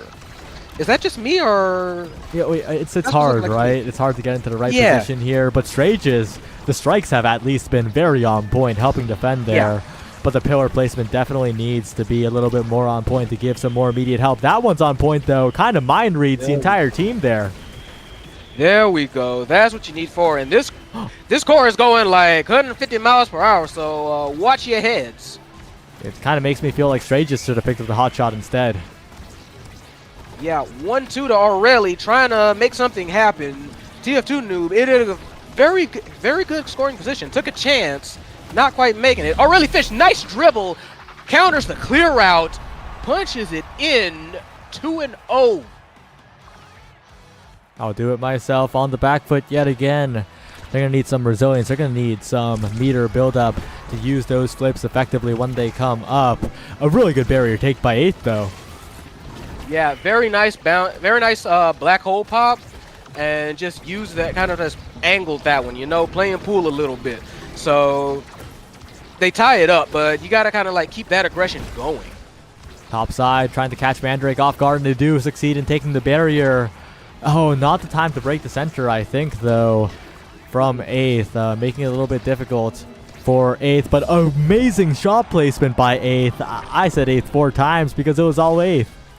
Yeah, that was all them for that point. I mean, hey, if you score, then okay, fine. Pop the center. Sure, whatever. Yeah, and we'll see if they can do that again in this next set. Strages, one barrier on the top side already. Karasu pushing forward. Needs to be careful, though. Trying to find a creative flip angle, and will succeed in getting around everybody.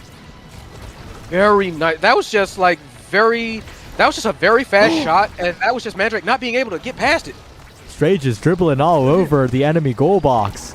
Getting the core up. Once again to 8th. Trying to find a strike, but defended away by Mandrake. Very, very nice. Strange got handles, so to speak. Like, that's what's happening right here. Strange is trying to like play to the strengths that they do have, I hope, and making it work. 8th again, and Karasu with the confirm, the barrage ties it up. This is the second time. Deja vu a little bit, huh?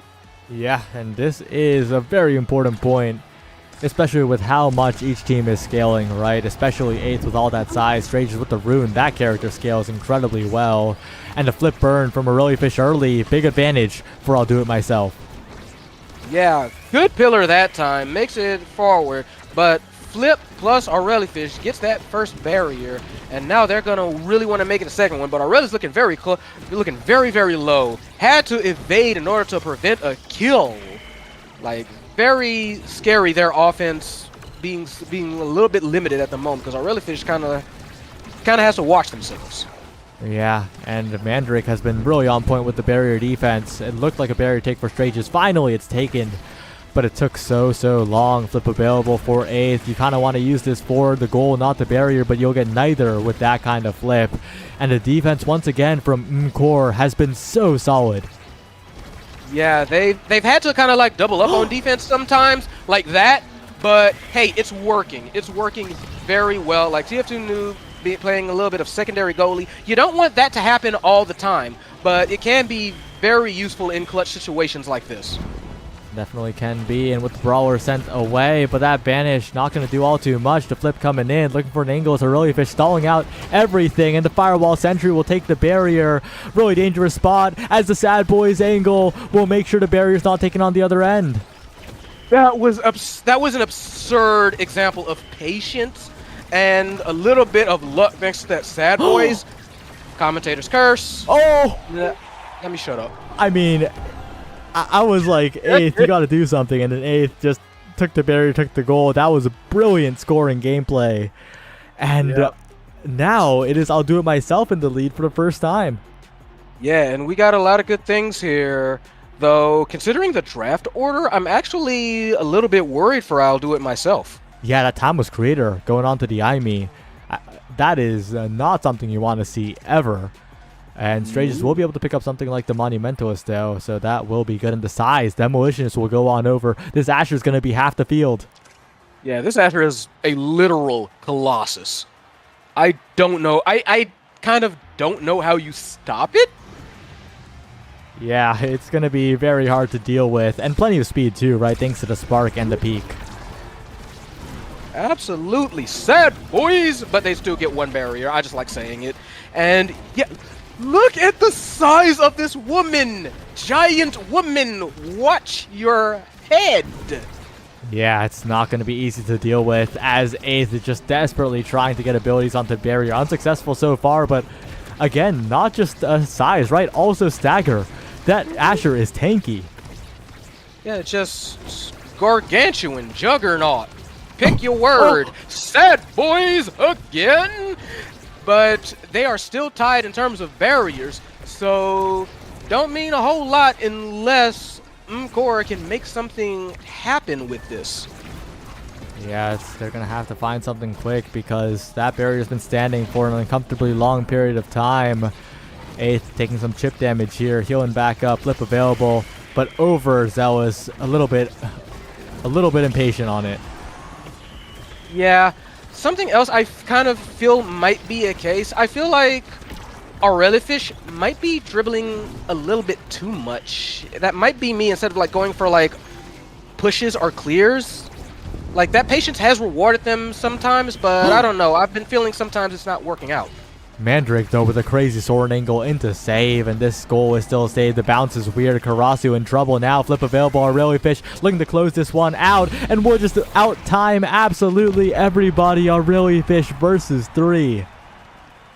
When it works incredible, the patience. Like, that's the 3rd time Aurelifish has flipped and then just sat there and watched as everybody freaked out.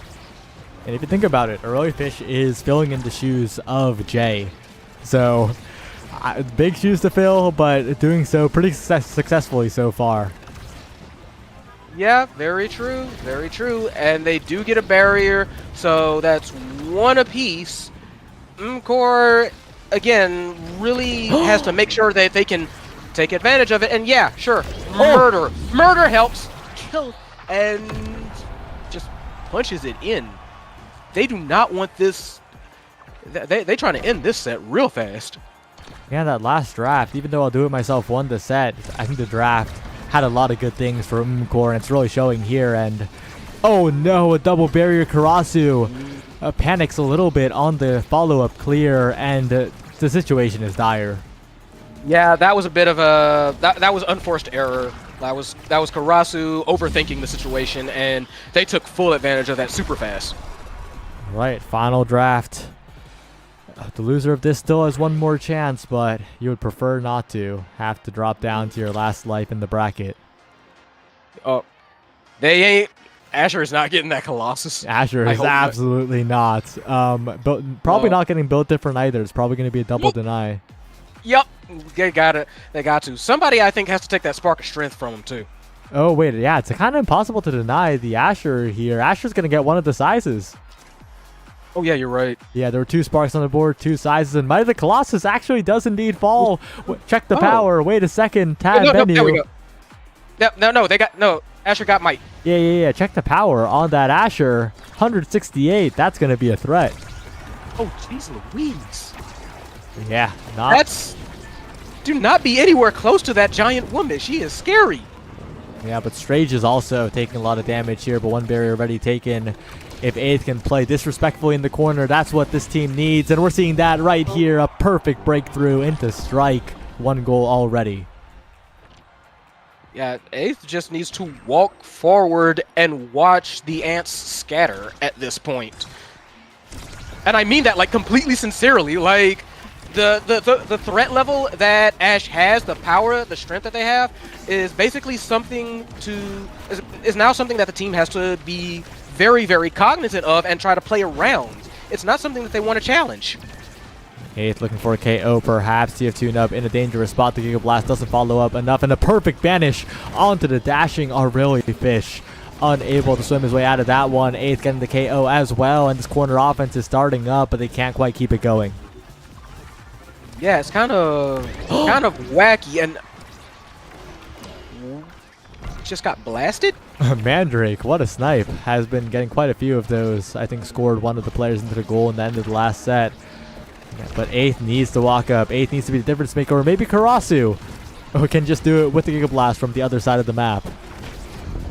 Quite possibly. I mean, everything is big for I'll do it myself now. You got Ath Giant, you got these Pillars Giant. Like, these are giants walking among tiny, tiny people. The undeniable Asher got 1 of the 4 awakenings that would have worked for the character, and we're seeing the effects of it here. 8th playing more than well enough at the moment, has a flip coming up, could be the one to finish off this game, but watch out, the setup's happening, Aurelifish in the corner, but the Pillars helping out so well, and the flip for the barrier perfect as well. 8th building up the flip, 1 shot's all it takes now. Oh, yep. Oh, wait, no, burnt it a little bit prematurely, giving Mkor just a little signs of life, but again, like you said, Azure kind of just needs to rock up and say, hey, what's up? I'm scoring now. And that might be Raps. That might be Raps. I'll do it myself. They do it themselves. They qualify for the Osas finale. Well played. It was a bit touch and go there for a while, but then the drafts happened, and Asher just decided, I want to be big. And Big Asher was, and Big Asher scored 7 goals. So, you know, it worked out. Wow. Yeah. Very, very much so. So, like I said, I don't think you said like it's not over for Umkor, not quite, but or am I like Yeah, they have Give it one another- more yeah, chance. One last one game. more shot? Okay. So very in worrisome straits, but it's not over quite yet. Yep, and we'll be right back after the break. Final match of the day in this Osas ISS combination. That's how we're going to do it now. Osas ISS same day. Don't go anywhere.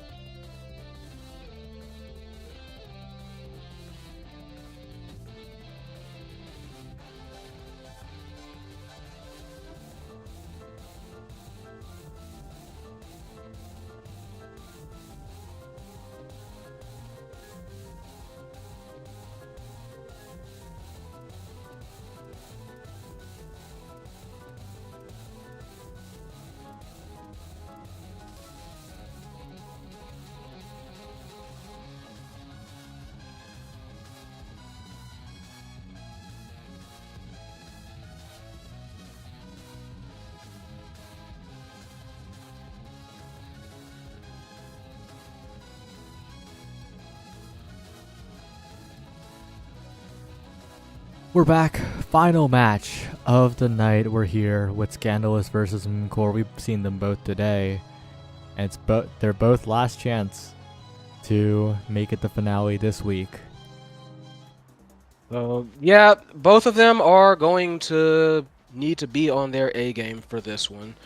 So we are looking, like I said, M-Core, Scandalous. And we are getting into the picks here. I see Finney, which is always pleasant. Yeah, bit of a wild pick, but I think Scandalous needs some wild card, needs some comfort, especially on this Taiko Tempo map. And it seems that Mcore have done their research. They banned away the hover, and it's going to be the now goalie instead coming out for Detective Prince. And Detective Prince, I think, in their earlier loss on stream, played very solidly. So I do expect great things from the goalie of Scandalous. Mcore, on the other hand, though, they had a really close game to the point where I think I would favor them a little bit more. Yeah, I think I'll have to agree with you, but that's not saying Scandalous can't, like do something and maybe pull something surprising out, come back from it.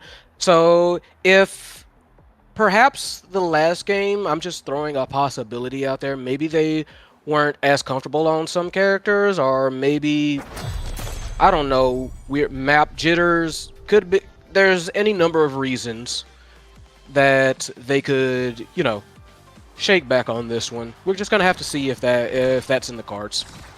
Everyone's big in this one, though. The map's looking a little bit smaller as Big Fish is on every single player in this game, and Estelle, a character that you don't see too often nowadays, but pretty solid on Taiko Tempo, all things considered.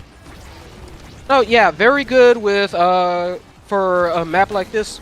Still good with core control and redirect, in my opinion. So yeah, very, very valid pick for this map. Really Fish, though, on the X, and that X did work in the last game. They were very close to taking it all there, but unfortunately fell just short.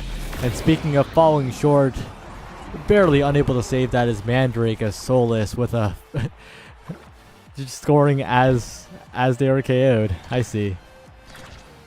Yeah, honestly, very clean shot. So definitely want to see more of that from him.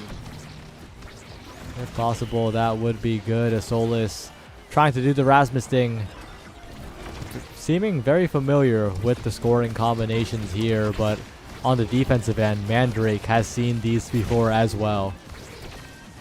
Yeah, so it's going to be a bit of a back and forth. Very nice flip. Like, tried to hold it off thanks to the ensnare drums, but they still got that barrier. And it's still Scandalous, who have a bit of an had a bit of an offensive lead. Weird bounce from the center means that gets tied up.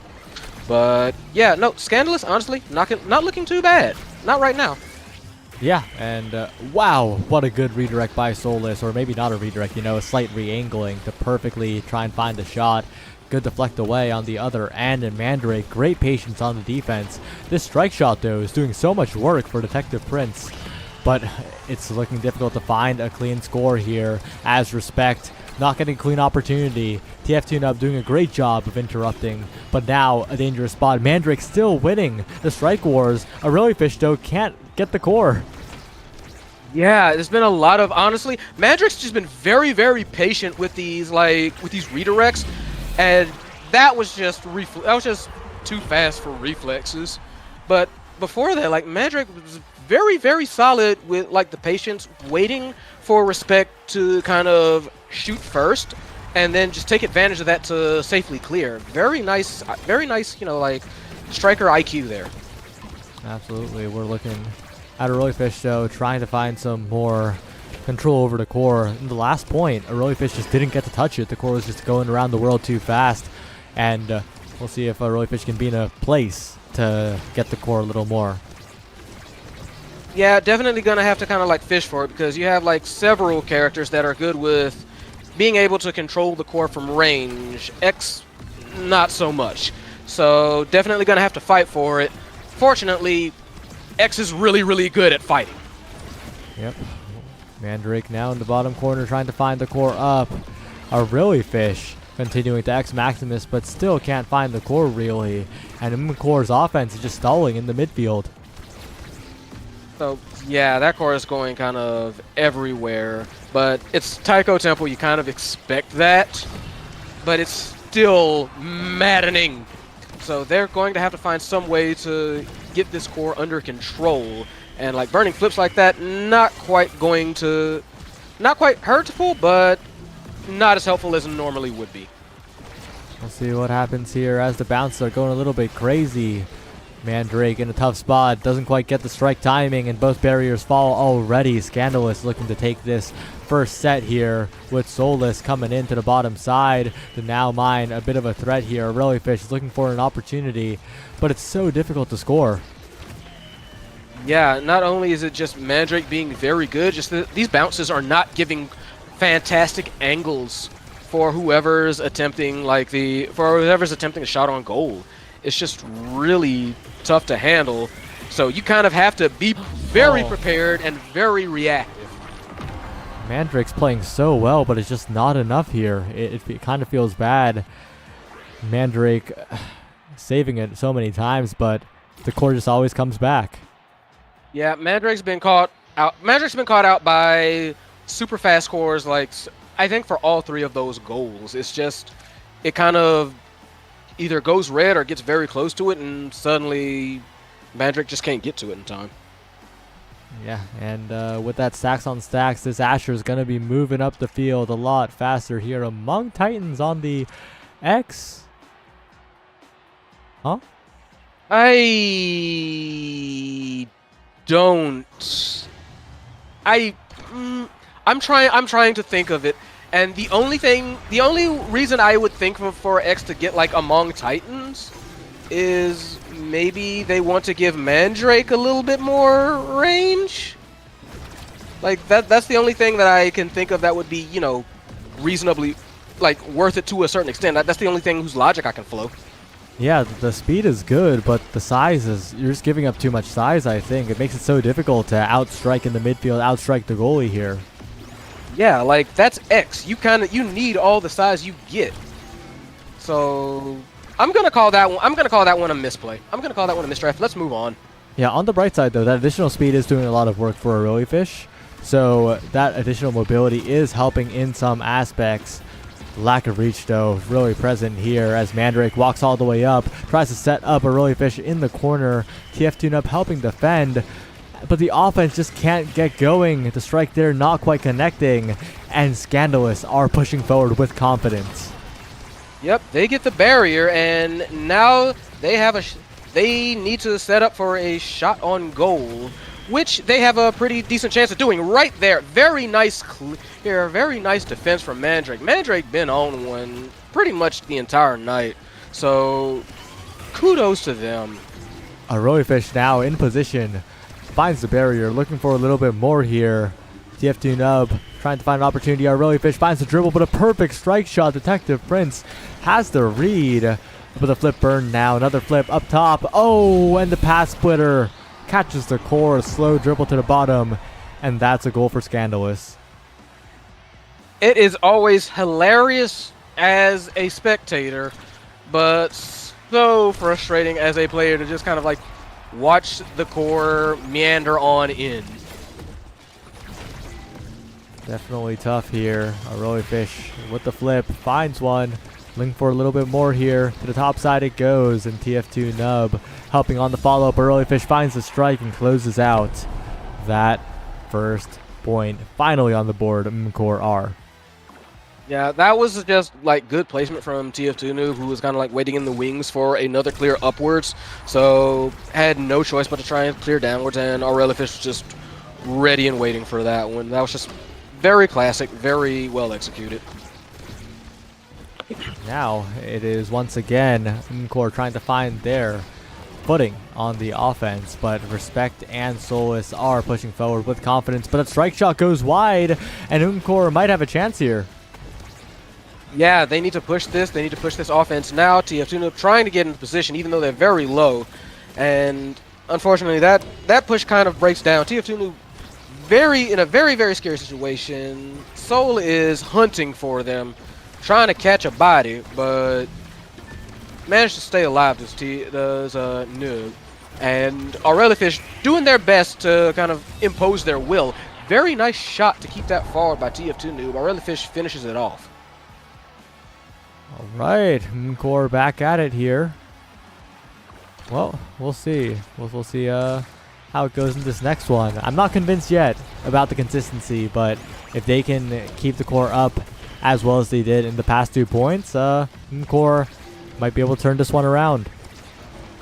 Yeah, definitely plausible. They seem to have an idea of what they want to do, especially considering that just happened. But they're gonna have to shake back from that. Trying to stall it out, and don't know how well that'll work, but they're gonna try.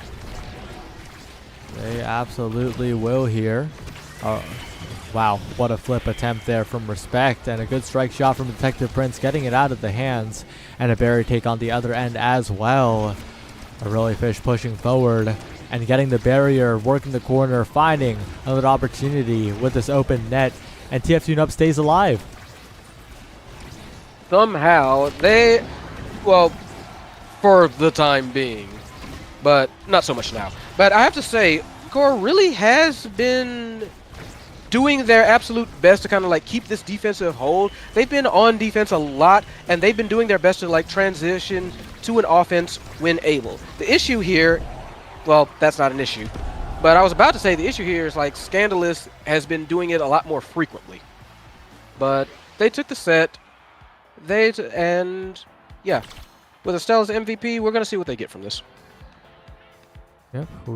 Let's see how it goes. Perfect form available, heavy impact available, aerials available, and that reach will be what is opted for here. And unfortunately, that 2 picks in a row does mean that Timeless and Demolition has fallen. 2 amazing awakenings. Yeah.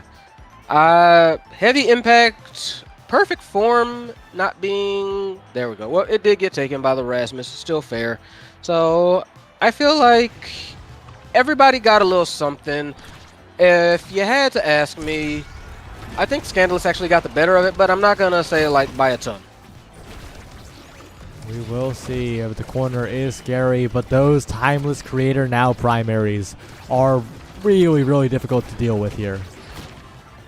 Oh yeah, absolutely. That's part of why I was like, that's part of why I say I think they got the better, just because got Monumentalist Timeless for now, so you get just very scary creations from now. All right. TF2 Nub staggered away, almost KO'd, and a barrier taken as well. Core desperately defending, but Mandrake also looking pretty massive, and the defense coming through. The barrier, though, not taken on the other end, barely missed. Yeah, just... There's not really a whole lot you can say except too bad. Ooh, flip to just barely save it from happening to them. Meanwhile, Respect just absolutely mollywops TF2 Noob. Goals open, and now it is, I believe, Scandalous that are going to be trying for this shot on goal, if they can. Alright, well, Aurelifish with a dribble forward, looking to try and find the goal here. TF2 Nub in a corner, trying to find... Oh no! Solus kills the goalie! What? Solus got the kill, and it was just free eats from there. Scandalous with the point. That is not something that should have happened. That kill should not have come through. No. But it did, so we got to live with it. Just like they got to live with with a barrier apiece going down. Scandalous, this is your time to kind of like try and shake back if possible. And they definitely can here, but it goes to Aurelifish looking for a strike or win, but Detective Prince has been very patient with those so far. Patient with the clears as well, not getting sniped out. And the core speed picking up here, but again, the strike interactions are being kept afloat by Scandalous. Yeah, for sure. And I've noticed like Soul is trying to do a little bit of a prediction, but that one worked. Set up the death touch, flicked it to himself. Very nice goal there. Right, 2-0 now. A big opportunity to take a lead here. Solus moving up the field so reliably with this Rasmus speed and Respect following up as that stuffing brawler. The scoring power, the stuffing power of Scandalous is coming into play here on the other end. And Solus, that's not just stuffing power, that's just a well-timed strike getting the barriers. Yeah, it's kind of like crazy, and let's not forget like Detective Prince not only doing like good on defense, but just being able to like walk up, plant those mines, plant those like booster mines, and impose their will like that way, causing just even more issues when it works out. It's just a very big threat, very scary. And from that point, yeah, that situation, nothing they can really do. Had to clear down, but Soul was just waiting for it. They take the set. One set away from making it to the finale here. And, well, we'll see if they can finish it off. Magic Colossus available, extra power, extra size, but my eyes are on that Catalyst. Core flips could turn this game around. There's a lot of incidental hits happening this game. Yeah, 100%. It's the Mako who takes it, so we're going to see how that works out. Now getting Twin Drive. Yeah, that's going to be secondary. Is going to be a little scary. And honestly, Mandrake should have taken Twin Drive. It's an incredibly strong awakening on the Mako with how the secondary cooldown works. And now Detective Prince is going to have a lot more flexibility with the secondary. Yeah, absolutely. So definitely something to watch out for. And they're going to have to do their best to try and like plan around it. Although being able to kind of just like pop twice gonna be a tall order. Meanwhile, already Fish very low, having to kind of like keep careful. They still want to be in the mix of things though. So I mean, credit to them. We'll see. Really Fish is incredibly low, but still standing, still striking, and still staying alive. Really Fish finally goes down, but stalls so much time in the core in the hands of TF2 Nub. They're going to keep it away. Yeah, they've got to try and capitalize on this, but flip like that, both flips make it so like not so. So very good hold, but it's going to be on Umkor to try and turn that around and make something of that. Turn that hold into a score. We'll see. A flip out from Detective Prince, looking for another opportunity, but a KO found onto the Estelle. TF2 Nub off the field now, and it feels like Scandalous have taken full control here as the barrier goes down. Yeah, very nice self-pass by Soul. Nearly got the goal, but not quite the right hit for that. Meanwhile, yeah, no, MCore is just doing... MCore has good defense, but they just haven't been able to hold on to it. You know what I mean? Yeah, TF2 Nub's about to go down as well. So much chip damage coming out onto this Estelle. And all it takes is one good shot. It goes around the world, taken away by TF2 Nub. And a Really Fish trying to find a scoring opportunity, but there's no clear opening. No, they're keeping that thing locked down. Tighter than Fort Knox. Very nice protection, very nice save, and that kill going kind of wild too.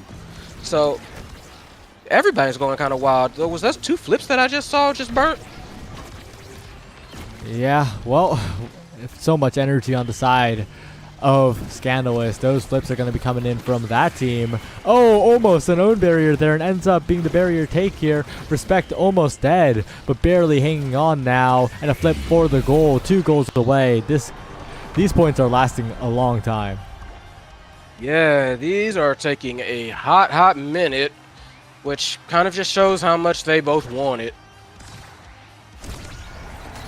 All right, well, 2 points, all it takes. Solus on the bottom side, looking for the second barrier now, and it just feels like Scandalous are stat checking them. They're just pressing their abilities, saying we have more resources, and that's what's happening. But a Really Fish, barriers open, maybe a chance for Umkor to make a comeback here. Possible, but yeah, I definitely agree with you. It's definitely seemed kind of like they outskilled them to a point, so it's just like Okay, kind of like you said, like stat checking, gear checking, whatever you want to call it. Back in the day, that's what I called it, like gear checking. And that's what this almost seemed to be. But it is Core that very nearly had a goal there. Yeah, maybe they'll find one with the flip. To really fish it goes, but it's saved away by Detective Prince. The Now can cover so much space with the timeless triangles. And Really Fish desperately trying to find this KO, but Respect dances around, finds the heals, and stays alive. So yeah, very, very scary situation on both sides. But right now, yeah, it's Scandalous that seems to have things largely under control, scary or not. All right. We'll see how Scandalous will maybe be able to close this one out, or if Core can make a comeback here. Detective Prince with a flip available. Solus on the top side, looking to send the Core forward. Really Fish jumping forward, but unable to find a barrier. Nope, very good defense, very solid defense. Really Fish looking low already. They're looking like they're trying to hunt that X. So, and frankly, I don't really blame anyone. So, good for them. And Really Fish has a lot of surviving to do. They're pushing up though. They're not afraid. They're trying to get these barriers. That's the #1 priority. All right. Well, so much damage onto Really Fish. One good hit will KO this X and create a massive power play for Scandalous, but it's a Really Fish who gets in there. That's a barrier gone. That's a core being kept up by Mandrake. Big opportunity for Core, but it's just so difficult. The hook takes one barrier. Respect with the flip available. If this barrier is taken, that's a flip for the goal, and the barrier still stands, but the KO's found. Yeah, very scary. Oh! Nearly tried to, like, I think that was going for like the Soren angle and just almost failed it, but managed to recover. So, all good. No biggie.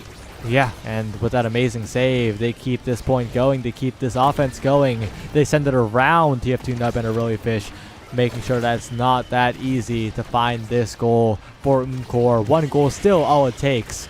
And it's a dangerous spot, but a good flip to slow down the play. And Scandalous are keeping the pace in their favor. Yeah, very nice burst by Detective Prince. That gets the goal, and they get a kill to go with it. This is the power play they really needed. They really wanted. So they've got to be very careful. And in my opinion, like, if not now, then it's going to be never. And it's now. It is Scandalous that take this 3-1 in... I feel like I would call that a little bit of an upset. Yeah, in the end, though, it was such a close game, right? Every single point went so long, it felt like. True. Very true. Put up such a massive fight, but Scandalous, they had such solid defense, and I think a lot of that has to do with Detective Prince. The goalie was just on point. 100%. Detective Prince, bit of a silent hero there. Just very good redirects, very good saves. Knew what the assignment was and executed to near perfection. So very much kudos to them. Yeah. And it's kind of surprising too, right? CFG dismantled them, but they came back. They said, well, we can win this one instead. And although they didn't make it in the winner's side, they really just locked down this game. Yeah, they said, like, that was them. You are you. Different cases, different stakes, homie. And they showed up, and they took care of business for this one, at least. So, very much kudos. Well, with that, that's the end of the stream. We got through Osas and ISS. So, thanks for watching, everyone, and good night. Good night.